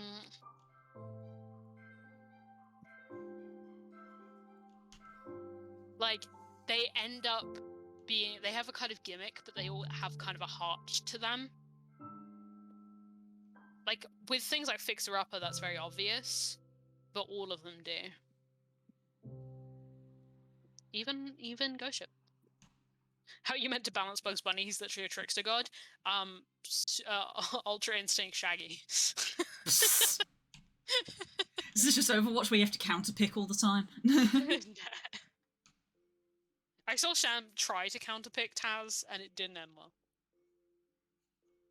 Yeah, there's a bunch that Ghost Ship I want to finish. Twisted Rails. Saying you want to run Twisted Rails is like saying you want to run D&D. You can run anything in Twisted Rails. There's a mini. So Dusk Hollow has its like main campaign, but then there's also like a bunch of like extras. Not even the Kickstarter ones, but like there's a bunch of like, because Dusk Hollow's a detective noir setting.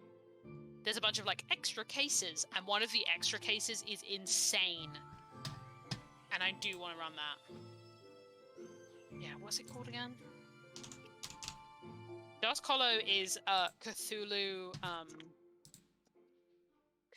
Noir. Yeah, what's the name of this campaign? Hang on. East of Eden. I want to run. Oh no, it's the first chapter of the mini campaign, but you can run them on their own. Right. I want to run East of Eden so bad. Yeah, Dusk Hollow's the one where your characters aren't allowed to laugh. Oh right, yeah. Out of character, obviously, you're allowed to laugh. But in character, you can never laugh. Because nothing's funny. Don't mind me, chat, while I spasm. It's because I'm eating. Ah, fair. With the staff, someone needs to run for you. It's where you weekend of Bernie's, your wizard as a familiar. And then Fixer Upper, I want to run really bad. Really bad. Fixer Upper is another sci-fi one. Where you play a bunch of robots. Little robot boys. You play a bunch of robots who have just been born, and you're trying to work out if this planet is fit for human living. Yeah, you're literally told not to design a character because the whole premise is that you are making yourself as you go. Yeah. So don't come in going, I'm going to play this robot who's like this. Like, nah. No, because you're literally born with a function, and that's it. And then over the campaign, assumedly, you will gain. There's literally a thing for the GM that's literally like, this is how, like, it's basically like a leveling system, but for personhood. And some of the things that are like quote unquote high level are like very basic things. Well, basic to us, complex for robots. Very complicated for robots. Very complicated. Where is it?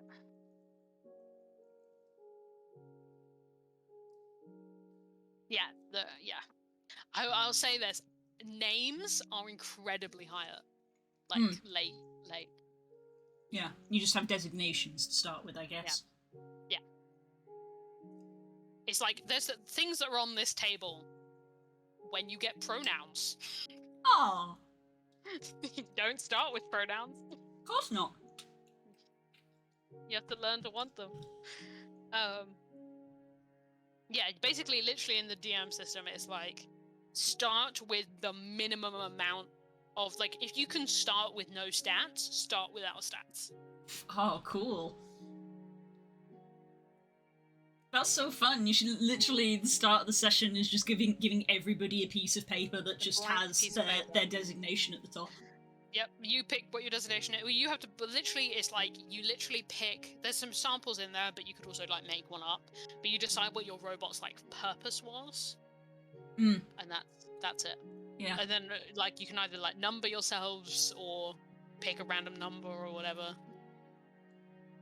Yeah, I guess number would probably be a good way to do it, because if you are making your own designation, you'd be tempted to call yourself, like, you know, I'm a Georobot and I'm called D1GG3R, and it's like, bit too on the nose. Yeah. But I will say Fixer Upper goes some places. It's very fun. I think would enjoy it a lot. But I think, to be honest, it's hard to find people who wouldn't enjoy it. It's not very typical for D&D, I will say that. Mhm. It's very much not combat focused. It's very exploring focused. Hell yeah. Honestly, I would combine it with a little bit of like the Quiet Year, in that like, which is a different game entirely, where I would have a piece of paper and I'd be like, where is this? You've been sent to this. Where is it? Draw it on the map. Oh, well, Base is that's like Spook's West Marches game, because that's Viri's job. She's the cartographer, so Spook would describe where we are, but he would never give us a map. It was my job to draw it. that sort of thing. Speaking of things we're running, when are we next finding ourselves in an Oak Heart? Probably within the next 2 weeks if I can. Woo! Because I'm desperate to run something. I should be less busy by the end of this week. Yes. And then give me a second to get my bearings. It could even be next Thursday, to be honest. I'm so eager to run. Yo!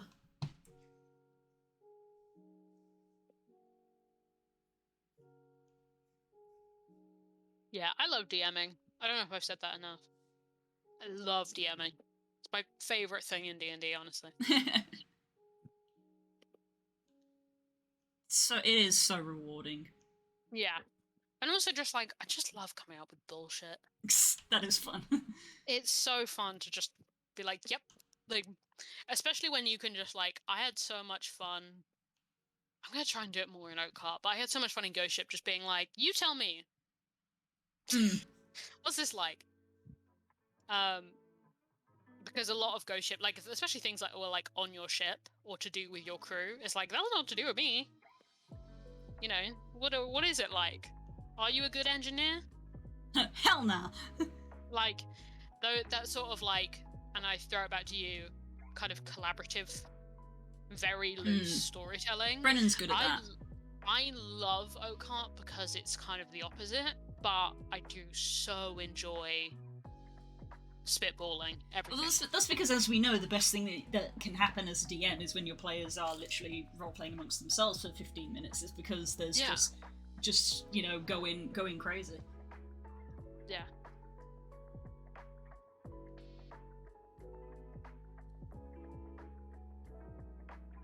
DMing is a delight. You can say this is fact, and your players are like, see, I like that kind of stuff, but I also like the complete opposite of that. When a DM says it's like this, and the player goes, actually, no, it's not.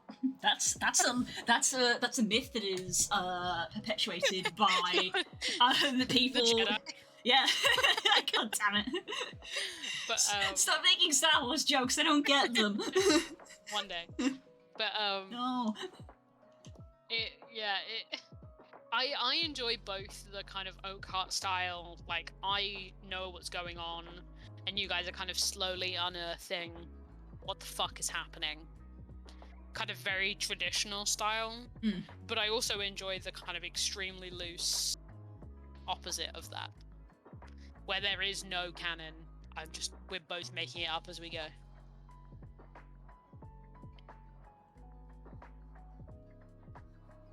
Like the styles that are in Le Book. That is just like, these things are the kind of narrative beats, and there are some things that are kind of the themes and such, but everything in between you make up. I enjoy that a lot. Especially if I end up running this horror, like 4-shot that I keep threatening to run for Halloween. There will be a lot of, what do you think this is? Especially with the, oh god, what is it? I always forget if this is called the Locust system or the Lotus system. What are you called, friend? I mean, it's a little bit like Fate. Fate's that way. Yeah. Locust is what this is called. A lot of this setting, quote unquote, this system is like based on what the players say and do. This is the one that has every character has their own personal monster. Oh. As you do. Based on what those characters, you know, a mix of their various sins and fears. Is it a representation of your past mistakes, or is it something you're afraid of? Let's find out. Woo! Please don't look too deep into this.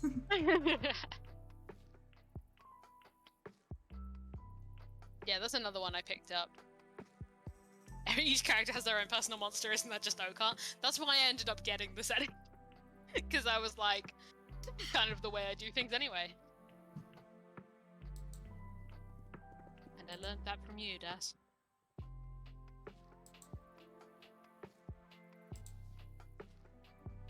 It's a joke, but it's not a joke. Like, Elcott really does have... I really did design villains for each of you. We know.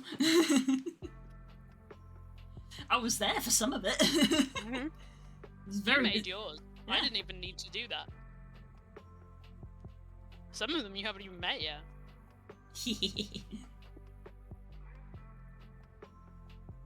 I have that pattern in a lot of campaigns where I make my own villain. It's very enjoyable. that's the It's thing. very enjoyable for me, to be honest. You did that in other games, and I was like, that's a good idea. I'll take Yeah, I enjoyed it a lot, making my own villain for my character. it. Yeah. I mean, obviously, in some cases it's very literal, but in most cases it's not. Yeah, you know what I mean. I know what you mean. Making as in coming up with their concept, not making as in like I betrayed Developing this a full character. I betrayed this person and now they hate me. It's yeah. Making in the RPG sense. Mm-hmm.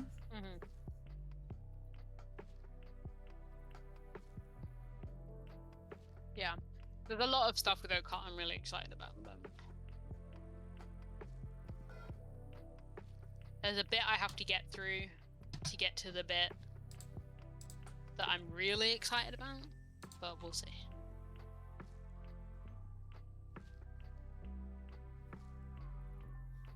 So many things I want to say, right, like nearly left my mouth, and I'm like, I shouldn't. Shouldn't say that.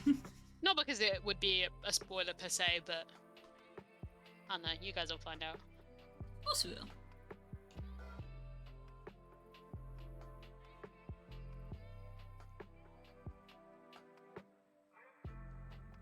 I can say this, I'm not counting Edmund in that.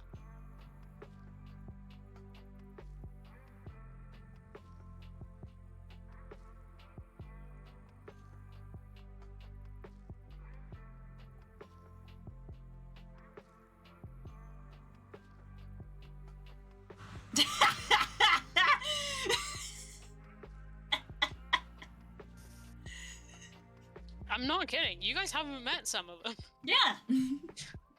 That don't surprise me. You guys remember how many levels of this campaign I made, right? Uh-huh.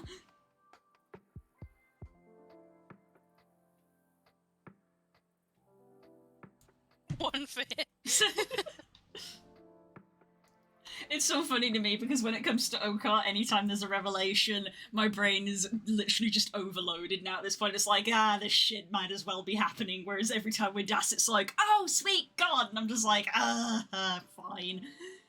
If Yeah. Mara's phase 1, who the fuck is mine? You'll see. Or you won't. Depends on what happens. It does depend on what happens. We're in the spicy times.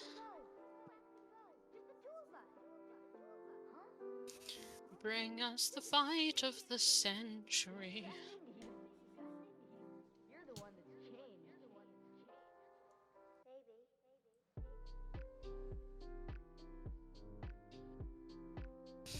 Frog update. Ooh. Aww. Oh, look at her. Babies. Oh, look at them all. Oh, I love them. Blap. High quality blap. Oh, Very cute. Very good and cute. very cute. Look at my beanie children. Oh, I love them. They are little beans.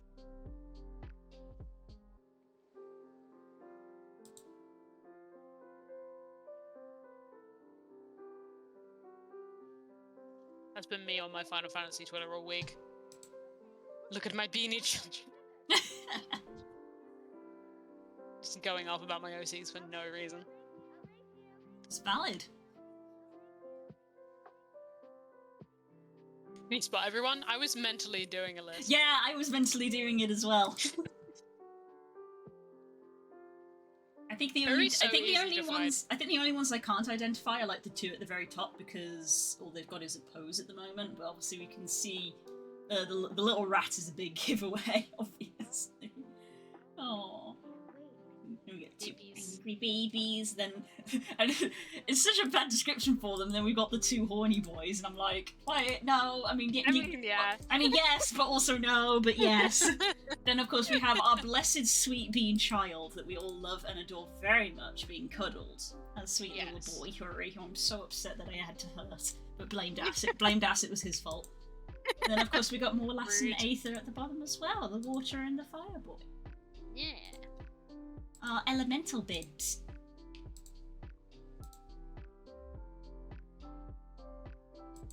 So it's just the two that I'm struggling. Two at the top I'm struggling to identify because my brain doesn't see any solid features. Though I see the stars.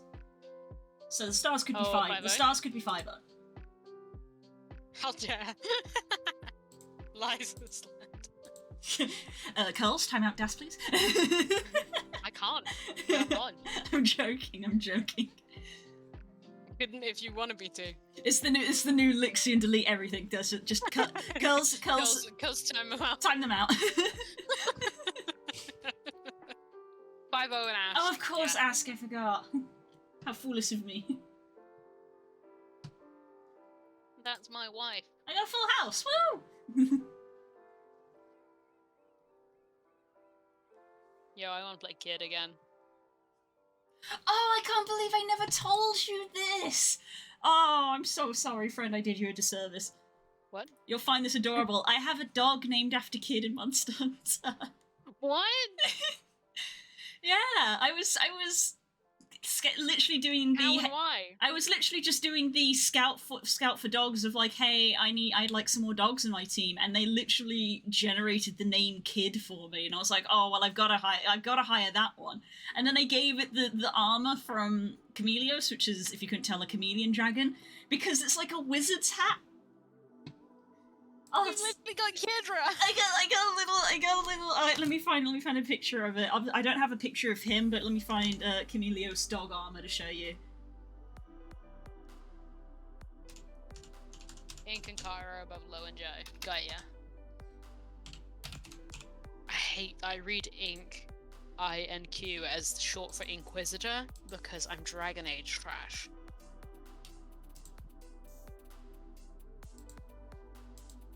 Here we go. Copy image. Is it because he was just sort of randomly generated? I don't actually remember his fur pattern because I immediately put him in this armor because I was like, oh well, he needs to be in this armor. So I have a little dog called Kid who's in this outfit. He would wear that. Kid would actually wear that. So yeah, Not even as a joke. I have a Kid But dog then in my this game. My game. He's God, a that's so wizard. good. Yes, my sweet boy. Because obviously My the key weird son. the key thing that we have to do in Monster Hunter is make people's D&D characters as cats and dogs. Oh, 100%. That is your primary So I function. have Tala, and now I have Kid dogs, but my kobolds are gradually becoming all cats. Excellent. Fucking excellent. Yeah, and I Ink- can't Ink and believe you Karen, didn't yeah. tell me that. Yeah, I'm so sorry, I forgot. I've got so many now. I literally got the achievement today for having 50 of them. Oh my god. It's like, okay, congratulations, achievement for having 50 cats and dogs, and I was like, yeah, that checks out. I literally hired 2 cats yesterday that were called Udon and Soba. Cookie! Hello, Cookie! Hello, friend! Oh, I said it like that. Hello. Hello, hello.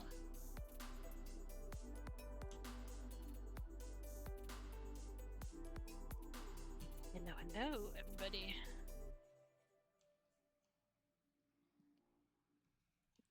Yeah, you're naming animals in Monster Hunter after people's D&D characters is mine getting them killed in Darkest Dungeon. Oh, rip. I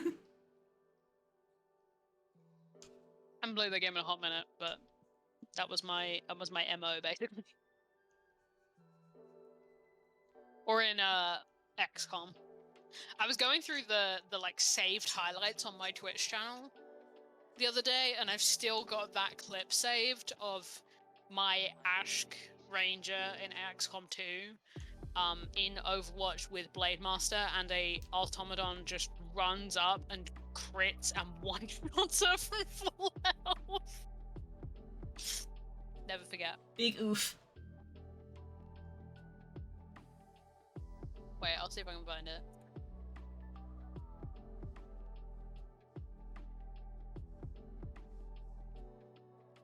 Well, like max level ranger.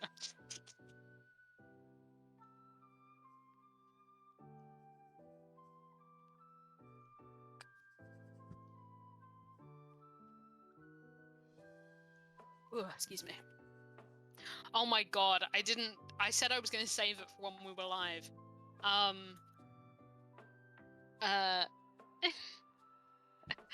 What happened on Sam's Twitch last night? Oh, right.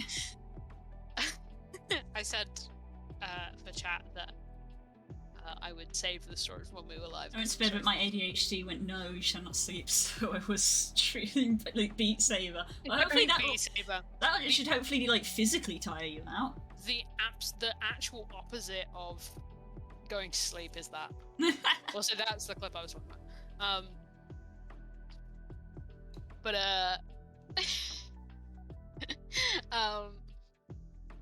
no, yeah, what happened on Sam's? So Sam's doing a Kaizo Ironmon, which is the potentially impossible Pokemon challenge. Not impossible anymore, is it? Because people have actually done it. People have started to do it, yeah. It's starting to look possible, but potentially impossible. People have done it, yeah, that's true.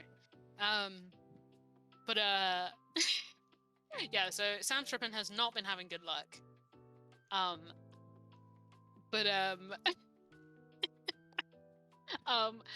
So an important preface to this is that Sam Strippin I Am has a points reward for text-to-speech, where if you it's like 30k points, it will read so much potential for memes. It will read the message out loud. It was like 50k, but he'd lowered it to 30 that stream.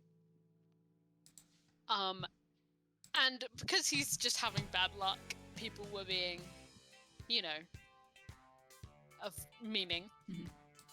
Good night, Stange. Good night, Stange. You're getting a health check on the way out.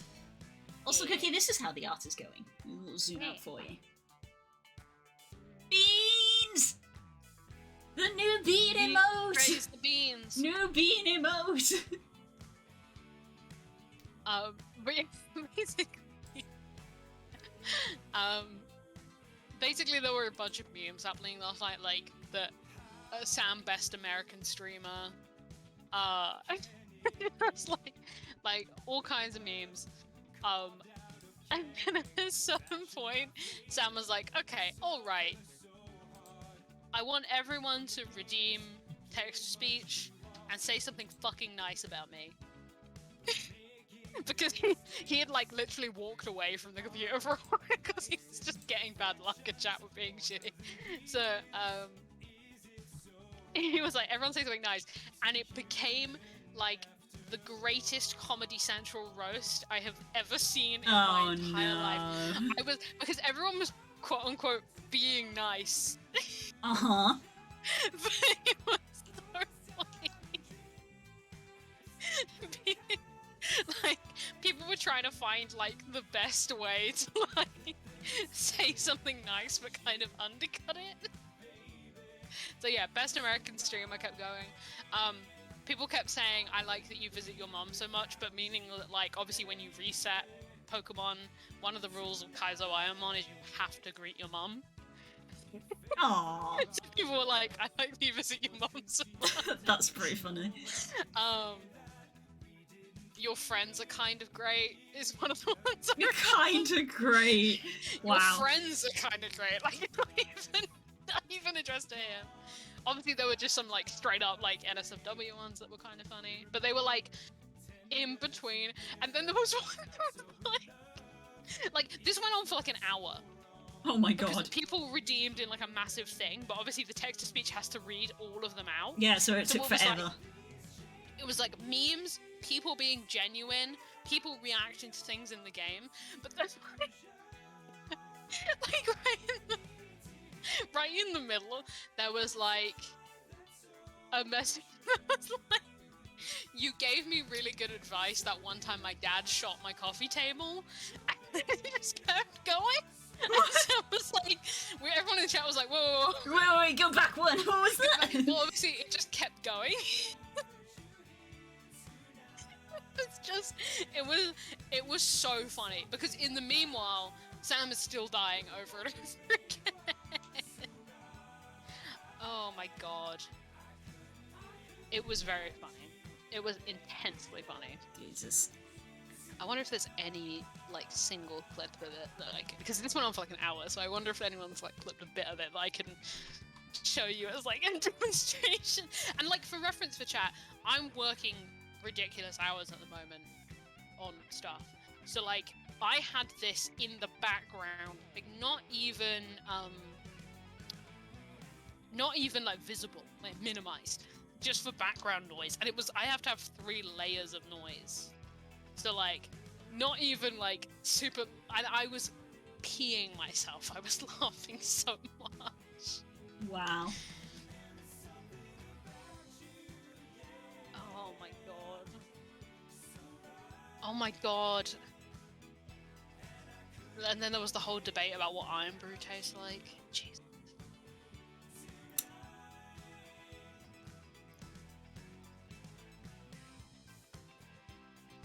Tastes of flavor. One of my favorite responses that I read in chat was, it tastes like an energy drink went wrong somewhere. It's pretty good.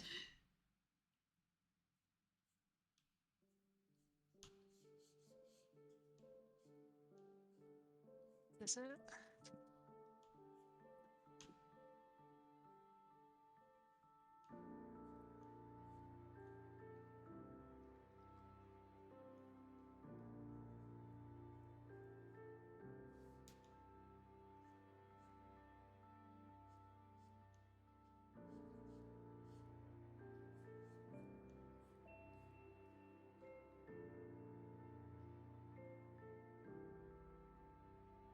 Literally the first one.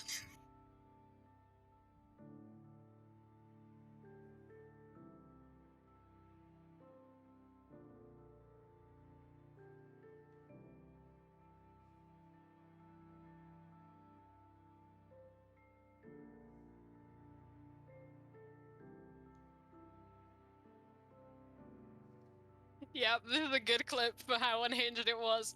I will warn you before I paste the link in chat. Sam is playing it at double speed, so the Pokemon music is going double speed, and it does sound like a nightmare. But you do adapt to it weirdly. But oh no, that's not the right one. Sorry.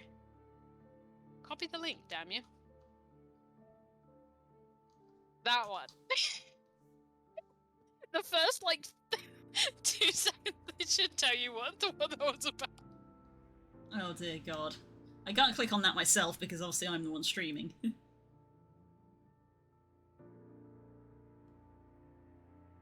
I will put it in our DMs blue so that you can watch it when the stream is over. Yes, I realised I pasted the wrong link, chat. I pasted the right one.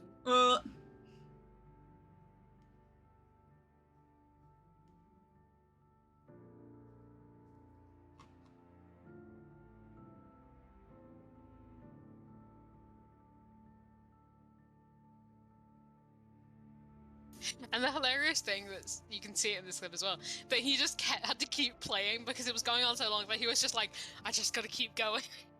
So it's just this like backing track of like, it's like desperately trying to focus and there's just this in the background. While his Queendra's just dying of poison.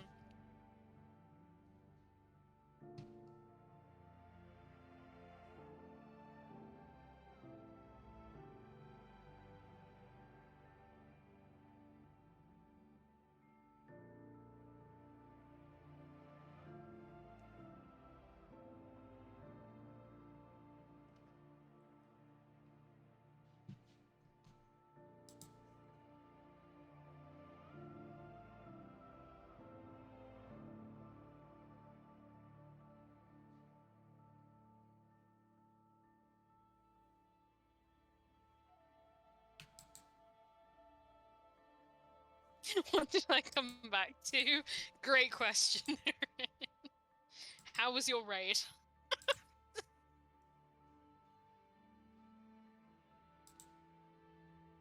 Oh my god.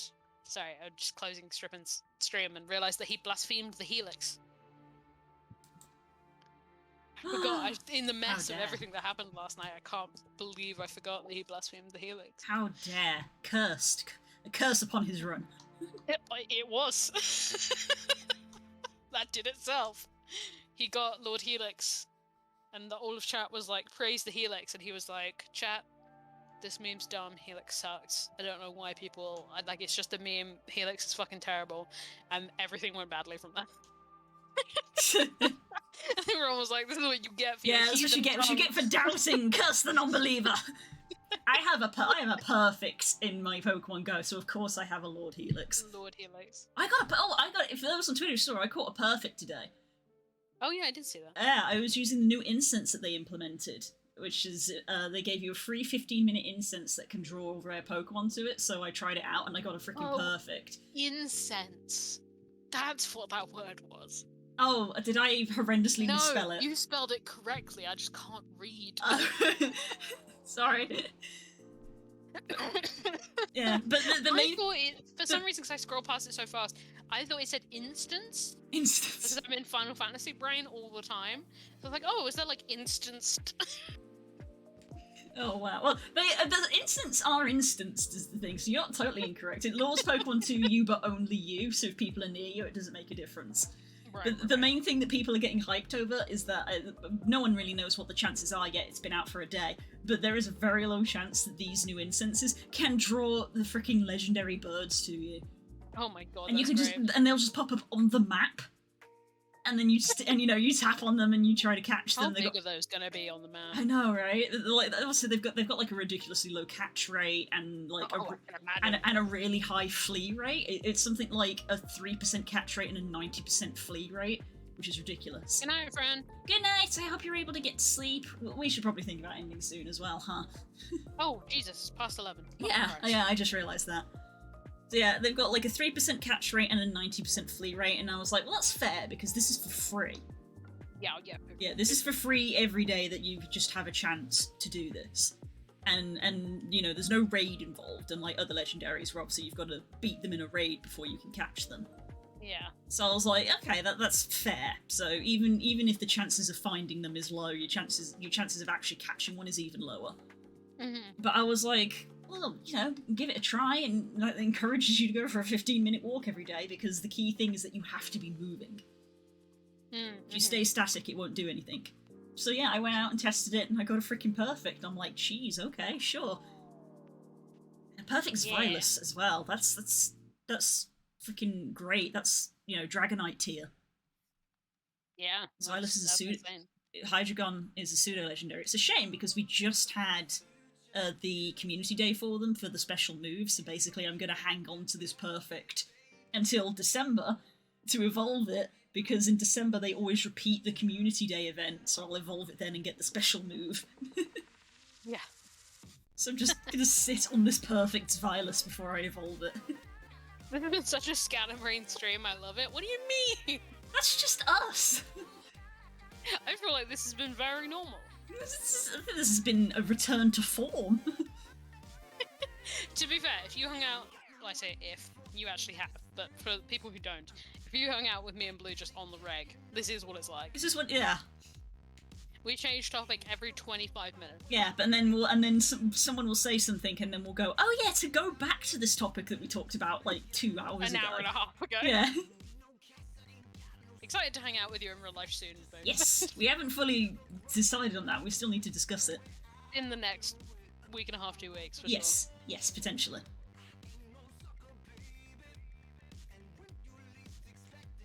Yeah. Okay, well, it's honestly, friend, it's I will throw it out there because it's up to you. Because I'm probably gonna continue to work on this tomorrow during the day, and I will likely stream doing it. So if you want company. I will either be here or I will be in chat. Either or. Sure. I don't know what time. I don't know what time I'll do it because I think we got to go grocery shopping potentially. So I don't know what time, but that could be something that happens. Yeah, it'll either be Blue or Blue and me, or Blue and RB and Jack. Yeah. That foot's a bit balked, but I think I'll address it tomorrow. Okay, let's get We this can saved. Yeah, it's 11 o'clock and try to maintain that healthy sleep schedule. Yeah. It's been great to have you, friend. It feels like it's been a really long time Yeah, since I had legitimately my has partner. Yeah, 2 weeks. It's me. It was like a 2-week break, and then before that, it was like a 3-month break that I didn't have you on my art stream. Yes. Hopefully I will be able to, going forward, be here a little bit more regularly. Yeah. And then a lot more regularly. Heck yeah. But yeah. But yeah.